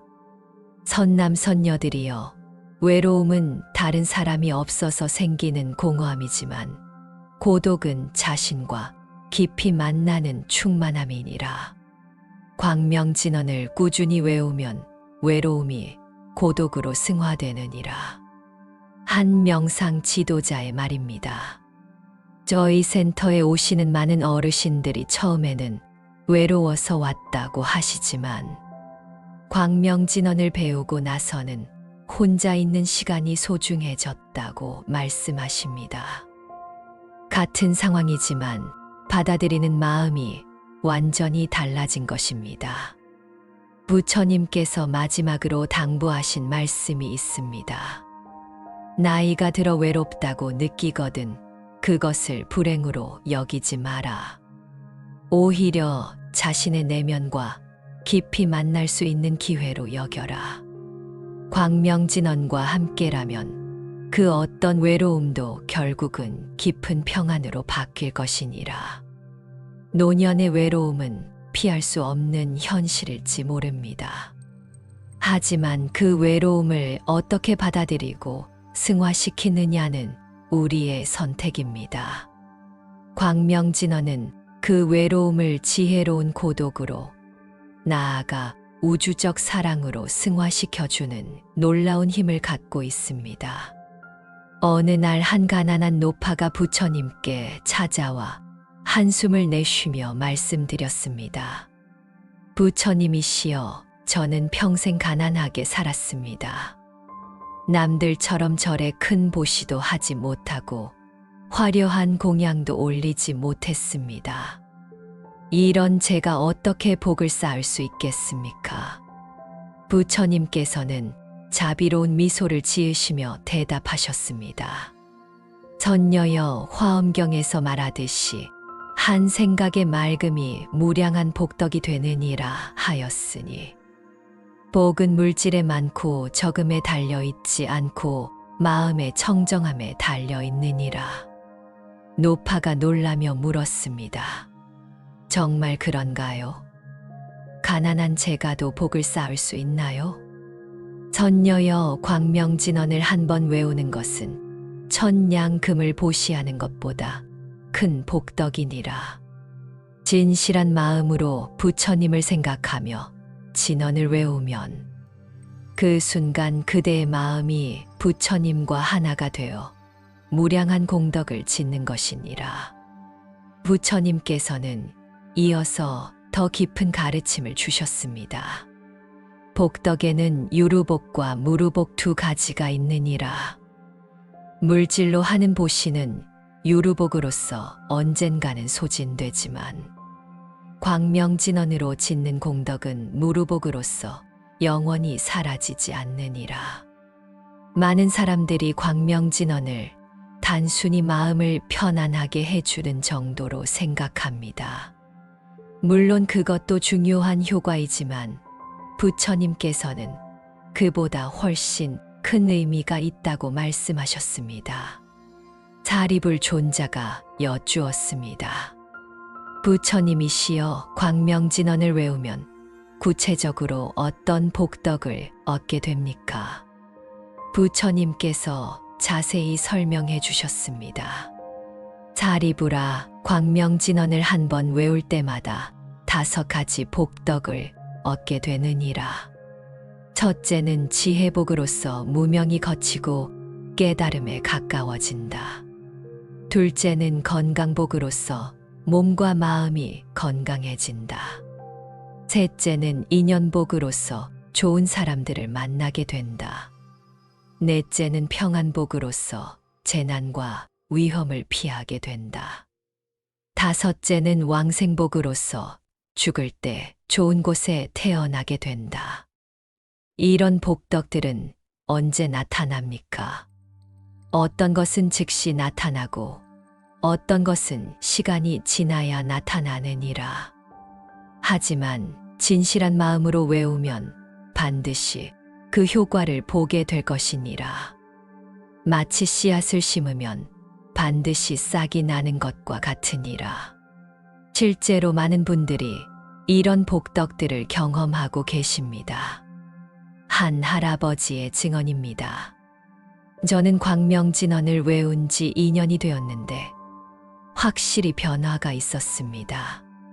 건강이 좋아졌고 가족들과의 관계도 개선되었으며 마음의 평안을 얻었습니다. 무엇보다 죽음에 대한 두려움이 없어진 것이 가장 큰 복이라고 생각합니다.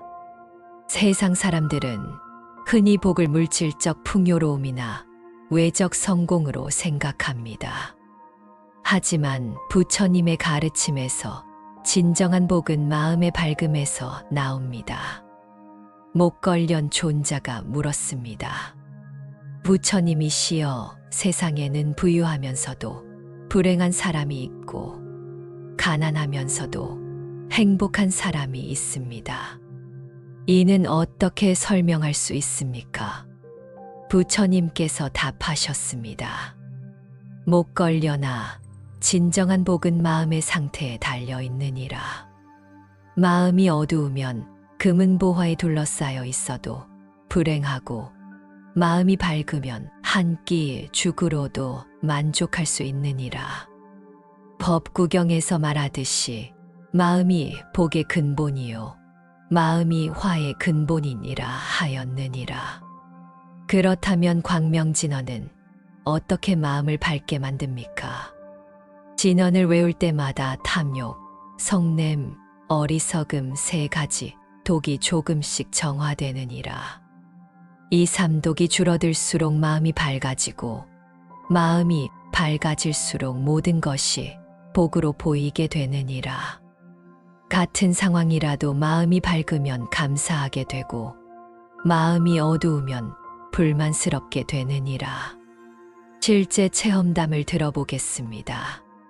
한 할머니의 이야기입니다. 저는 자식들이 자주 찾아오지 않아서 늘 섭섭했습니다. 하지만 광명진언을 외우면서 마음이 바뀌었습니다. 자식들도 각자의 삶이 있구나. 가끔 안부 전화라도 해주는 것이 고마운 일이구나라고 생각하게 되었습니다. 상황은 똑같은데 제가 받아들이는 마음이 달라지니 모든 것이 복으로 느껴집니다. 부처님께서는 광명진언을 복덕의 씨앗에 비유하셨습니다. 대승기실론에서도 한 번의 진언이 무량한 복덕의 종자가 된다고 하였습니다. 가섭 존자가 여쭈었습니다. 부처님이시여, 씨앗에 비유하신 것은 무슨 뜻입니까? 가섭아, 농부가 씨앗을 심으면 즉시 열매를 거둘 수는 없지만 때가 되면 반드시 열매를 맺느니라. 마찬가지로 광명진언을 외우면 즉시 모든 복이 나타나지는 않지만 그 복덕의 씨앗이 마음의 밭에 심어져서 인연이 되면 반드시 복된 과보로 나타나느니라.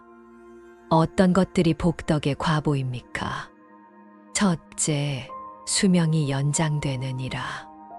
둘째, 질병이 치유되느니라. 셋째, 가족이 화목해지느니라.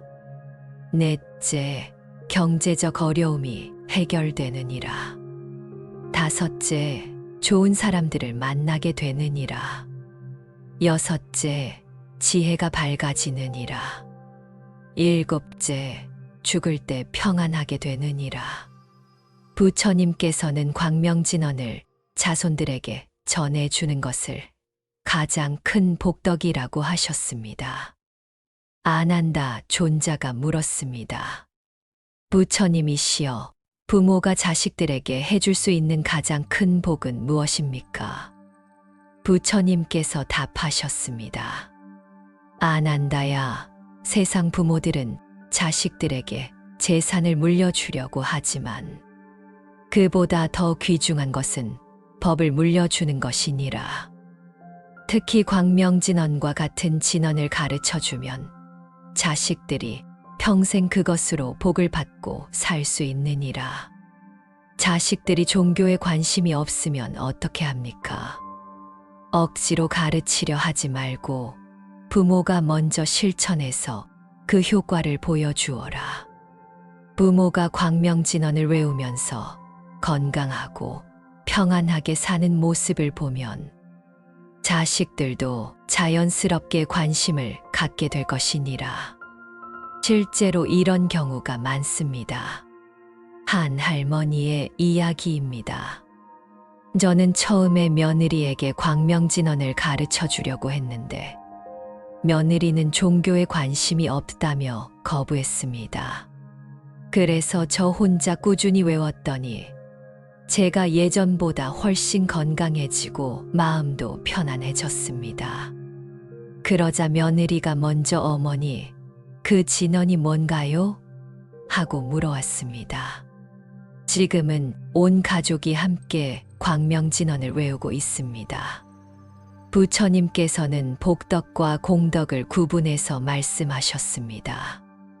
이 구분을 이해하면 광명진언의 가치를 더 깊이 알 수 있습니다. 사리불 존자가 여쭈었습니다. 부처님이시여, 복덕과 공덕은 어떤 차이가 있습니까? 사리불아, 복덕은 복된 과보를 받는 것이고 공덕은 선한 공능과 덕을 쌓는 것이니라. 복덕은 받는 것이고 공덕은 주는 것이니라. 광명진언을 외우면 자신이 복덕을 얻을 뿐만 아니라 그 공덕이 모든 중생에게 회향되어 온 세상이 밝아지느니라. 구체적으로 어떻게 회향됩니까? 진언을 외우는 자 주변에는 선신들이 모여들어 그 지역을 수호하느니라. 또한 그 사람의 선한 기운이 가족과 이웃에게 전달되어 모두가 평안해지느니라. 이것이 바로 공덕의 힘이니라. 광명진언은 현세의 복뿐만 아니라 내세의 복까지 함께 얻을 수 있는 수행입니다. 무량수경에서는 광명진언을 지송하는 자는 현세에서 평안하고 내세에서도 평안하다고 하였습니다. 목걸련 존자가 물었습니다. 부처님이시여, 현세의 복과 내세의 복이 어떻게 다릅니까? 목 걸려나 현세의 복은 이 생에서 누리는 건강, 장수, 평안 등이고 내세의 복은 죽어서 좋은 곳에 태어나 계속 수행할 수 있는 조건을 갖는 것이니라. 광명진언을 외우면 두 가지를 모두 얻을 수 있느니라. 한 노보살의 체험담입니다. 저는 광명진언을 외운 후로 건강도 좋아지고 마음도 편안해졌습니다. 하지만 더 중요한 것은 죽음에 대한 두려움이 없어진 것입니다. 언젠가 이 세상을 떠나더라도 광명진언의 공덕으로 좋은 곳에 갈 것이라는 확신이 생겼습니다. 부처님께서는 큰 것보다 작은 것의 지속이 더 중요하다고 하셨습니다. 광명진언도 마찬가지입니다. 선남선녀들이여 하루에 1000번 외우고 며칠 만에 그만두는 것보다 하루에 10번씩이라도 평생 계속하는 것이 더 큰 복덕이니라. 물방울이 바위를 뚫듯이 작은 실천이 쌓여서 무량한 공덕을 이루느니라. 가섭존자가 여쭈었습니다. 그렇다면 최소한 얼마나 외워야 효과가 있겠습니까? 진실한 마음으로 한 번만 외워도 효과가 있지만 습관이 되려면 적어도 하루에 21번은 외우는 것이 좋으니라. 21번을 21일간 계속하면 습관이 되고 습관이 되면 평생의 복덕이 되느니라. 부처님께서 마지막으로 당부하신 말씀입니다. 복을 구하되 욕심으로 구하지 말고 감사하는 마음으로 구하여라.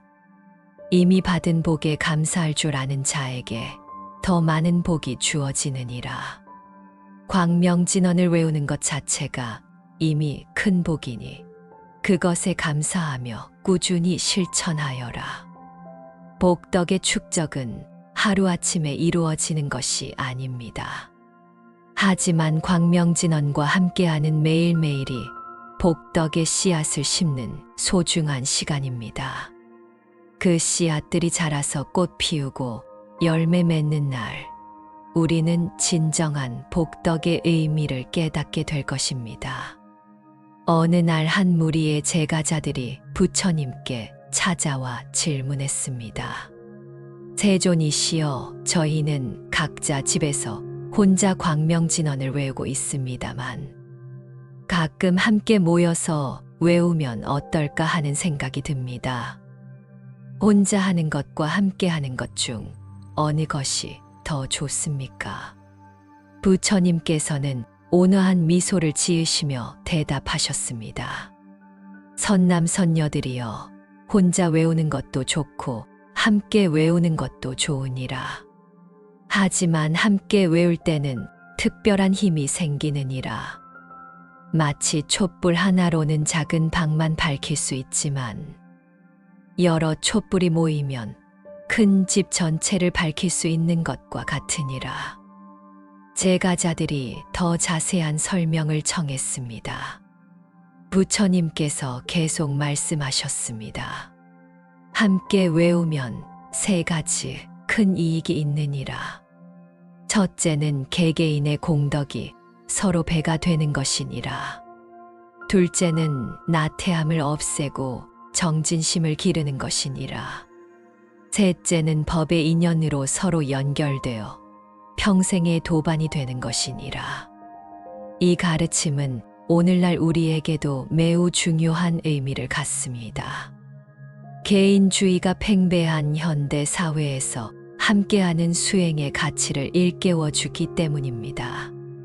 사찰에서 여러 사람이 함께 경전을 읽거나 진언을 외우는 것을 합송이라고 합니다. 이는 불교 수행의 전통적인 방법 중 하나입니다. 아난다 존자가 여쭈었습니다. 부처님이시여, 합송할 때는 어떤 마음가짐으로 임해야 합니까? 부처님께서 답하셨습니다. 아난다야, 합송할 때는 5가지를 유의해야 하느니라. 첫째, 자신만 두드러지려 하지 말고 조화를 이루어라. 둘째, 다른 사람의 소리에 귀 기울이며 하나 되어라. 셋째, 마음으로 모든 참가자의 안녕을 빌어라. 넷째, 개인의 공덕보다 공동의 이익을 생각하라. 다섯째, 함께하는 이 순간에 감사하라. 실제로 사찰에서 합송법회에 참여해 보신 분들은 이런 경험을 하십니다. 한 보살님의 말씀입니다. 저는 처음 절에 나가서 합송법회에 참여했을 때 큰 감동을 받았습니다. 수십 명의 목소리가 하나로 어우러져 광명진언을 외우는 소리가 마치 천상의 음악 같았습니다.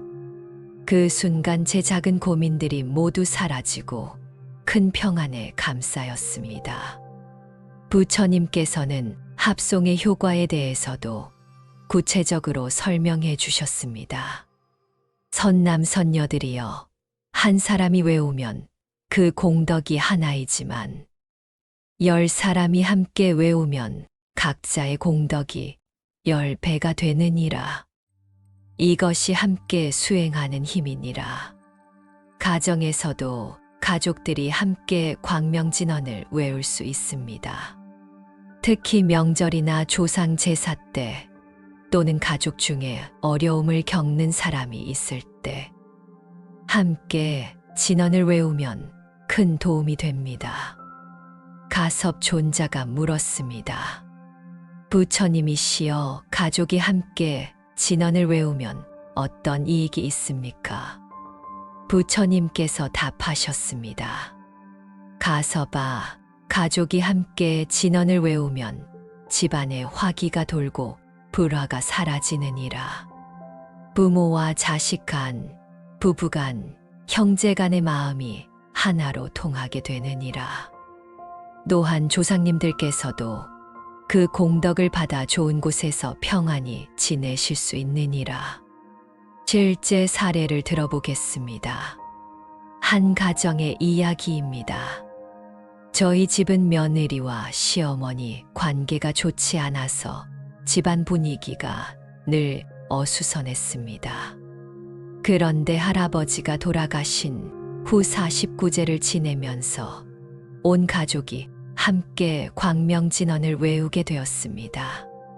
처음에는 어색했지만 점점 마음이 하나가 되는 것을 느꼈습니다. 49일이 끝난 후에도 저희는 매주 일요일마다 함께 광명진언을 외우고 있습니다. 집안이 훨씬 화목해졌습니다. 부처님께서는 가족 수행의 구체적인 방법도 알려주셨습니다. 가족이 함께 할 때는 나이가 많은 어른이 먼저 시작하고 모든 가족이 따라 하도록 하라. 목소리의 크기나 발음이 다르더라도 서로 탓하지 말고 함께하는 마음만 중요하게 생각하라. 대집경에는 함께하는 수행의 힘에 대한 감동적인 말씀이 나옵니다. 한 목소리로 부르는 이는 천만 광명의 등불이 되어 세상을 덮느니라. 사리불 존자가 이 말씀의 의미를 물었습니다. 부처님이시여, 한 목소리라는 것은 똑같은 소리를 내라는 뜻입니까? 부처님께서 설명하셨습니다. 사리불아, 한 목소리란 같은 음조를 내라는 뜻이 아니니라. 같은 마음, 같은 뜻을 가지고 외우라는 뜻이니라. 목소리는 달라도 마음이 하나 되면 그것이 바로 한 목소리니라. 실제로 합송을 해보면 이런 경험을 하게 됩니다. 처음에는 각자의 목소리가 따로 들리지만 시간이 지날수록 하나의 큰 소리로 어우러지는 것을 느낄 수 있습니다. 이때의 감동은 말로 표현하기 어려울 정도입니다. 한 법사님의 말씀입니다. 저는 30년 동안 합송 법회를 인도해 왔는데 매번 느끼는 것은 참가자들의 마음이 하나로 모아지는 순간의 신비로움입니다. 그 순간에는 개개인의 경계가 사라지고 하나의 큰 의식체가 되는 것 같습니다. 목걸련 존자가 여쭈었습니다. 부처님이시여, 종교가 다른 사람들도 함께 광명진언을 외울 수 있습니까? 부처님께서 답하셨습니다. 목걸련아, 광명진언은 특정 종교를 위한 것이 아니니라. 마음의 평안과 세상의 평화를 위한 것이니라. 어떤 종교를 믿든 또는 종교를 믿지 않든 진실한 마음으로 평안을 구하는 자라면 누구나 함께 할 수 있느니라. 실제로 종교의 벽을 넘어서 함께하는 사례들이 있습니다. 한 마을 이장님의 말씀입니다. 저희 마을에는 불교도, 기독교도, 천주교도가 함께 살고 있습니다. 처음에는 종교가 달라서 함께 모이기 어려웠는데 광명진언은 종교를 떠나 마음의 평안을 구하는 것이라고 설명하니 모두 이해해 주셨습니다. 이제는 매주 토요일마다 마을회관에서 함께 광명진언을 외우며 마을의 평안을 빌고 있습니다. 온라인으로 함께 광명진언을 외우는 문화도 생겨났습니다. 화상회 프로그램을 이용해서 멀리 떨어져 있는 사람들이 함께 진언을 외우는 것입니다. 부처님께서는 이미 이런 상황을 예견하신 듯한 말씀을 하셨습니다. 아난다야, 훗날에는 멀리 떨어져 있는 사람들도 마음으로 함께 모여 진언을 외울 수 있게 될 것이니라. 공간은 달라도 시간을 맞춰 함께 외우면 그 효과는 한 곳에 모여서 외우는 것과 같으니라. 함께 광명진언을 외울 때 지켜야 할 예의와 방법들이 있습니다. 부처님께서 직접 가르쳐 주신 내용들입니다. 첫째, 시작하기 전에 잠시 묵념하여 마음을 가다듬어라. 둘째, 너무 크지도 작지도 않게 적당한 소리로 하라. 셋째, 빠르지도 느리지도 않게 일정한 속도로 하라. 넷째, 중간에 딴 생각을 하지 말고 오직 진언에만 집중하라. 다섯째, 끝나면 함께한 모든 분들께 감사의 마음을 표하라. 또한 부처님께서는 합송을 인도하는 사람의 역할에 대해서도 말씀하셨습니다. 인도자는 자신을 드러내려 하지 말고 모든 참가자가 편안하게 참여할 수 있도록 도와야 하느니라. 또한 처음 참여하는 사람들을 따뜻하게 배려해야 하느니라. 실제로 합송 모임을 이끄시는 한 보살님의 조언입니다. 합송을 인도할 때 가장 중요한 것은 모든 사람이 소외감을 느끼지 않도록 하는 것입니다. 목소리가 작거나 발음이 정확하지 않아도 따뜻하게 격려해주고, 처음 오신 분들께는 미리 진언의 의미를 간단히 설명해드립니다. 그러면 모두가 편안한 마음으로 참여하실 수 있습니다. 부처님께서 마지막으로 당부하신 말씀입니다. 혼자서도 부지런히 수행하되 기회가 되면 함께 모여 외워라. 혼자의 빛도 소중하지만 함께하는 빛은 더욱 밝고 따뜻하니라. 그 빛이 온 세상을 비춰서 모든 중생이 평안하게 될 것이니라. 함께하는 힘은 개인의 한계를 뛰어넘게 해줍니다. 이것이야말로 현대 사회가 가장 필요로 하는 따뜻한 공동체의 모습이 아닐까요? 부처님께서 열반에 드시기 직전 제자들이 모두 모인 자리에서 마지막 법문을 하셨습니다. 그때 아난다 존자가 눈물을 흘리며 여쭈었습니다. 부처님이시여, 부처님께서 열반에 드신 후에 저희는 누구를 의지해야 합니까? 부처님께서는 자비로운 미소를 지으시며 말씀하셨습니다. 아난다야, 내가 45년 동안 설법한 모든 가르침 중에서 가장 간단하면서도 가장 확실한 것이 광명진언이니라. 내 안에 광명을 깨닫는 순간 온 세상이 밝아지느니라. 그대들은 더 이상 나를 의지할 필요가 없느니라. 각자의 마음 안에 있는 광명을 의지하라. 이 말씀은 단순히 위로의 말씀이 아닙니다. 우리 각자의 마음 안에는 이미 부처님과 같은 광명이 있다는 확신의 찬선언입니다. 다만 우리가 그것을 잊고 살아왔을 뿐입니다. 사리불 존자가 다시 물었습니다. 세존이시여, 그렇다면 우리 안의 광명은 어떻게 찾을 수 있습니까? 부처님께서 답하셨습니다.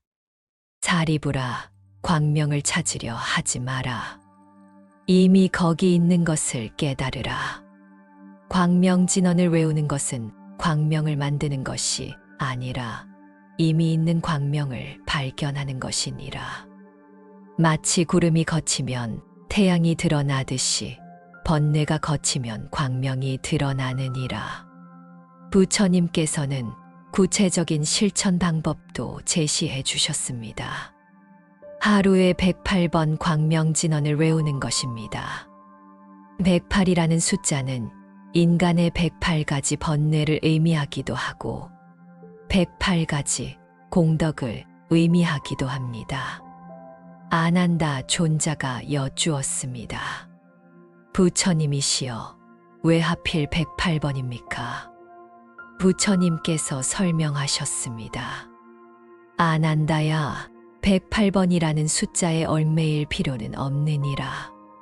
중요한 것은 꾸준함이니라. 하루에 한 번이라도 진실한 마음으로 외우면 효과가 있느니라. 하지만 108번을 목표로 하면 충분한 시간 동안 마음을 광명에 집중할 수 있느니라. 한 보살님의 경험입니다. 처음에는 108번이 너무 많다고 생각했는데 실제로 해보니 15분 정도면 충분했습니다.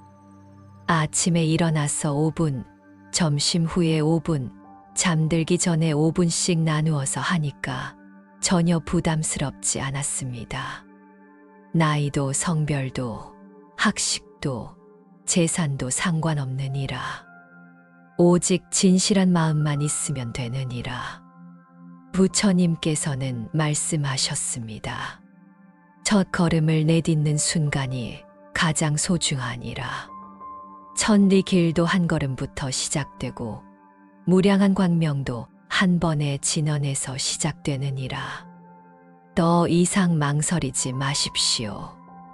복잡하게 생각하지 마십시오. 지금 이 순간 입술을 움직여 광명진언을 외워보십시오. 그 순간 당신은 부처님과 직접 연결되는 것입니다. 2000년 전부터 이어져 내려온 그 거룩한 소리가 당신의 목소리로 다시 울려 퍼지는 것입니다. 어둠을 몰아내는 등불은 멀리 있지 않습니다. 바로 지금 당신의 입술과 마음에서 피어날 준비가 되어 있습니다.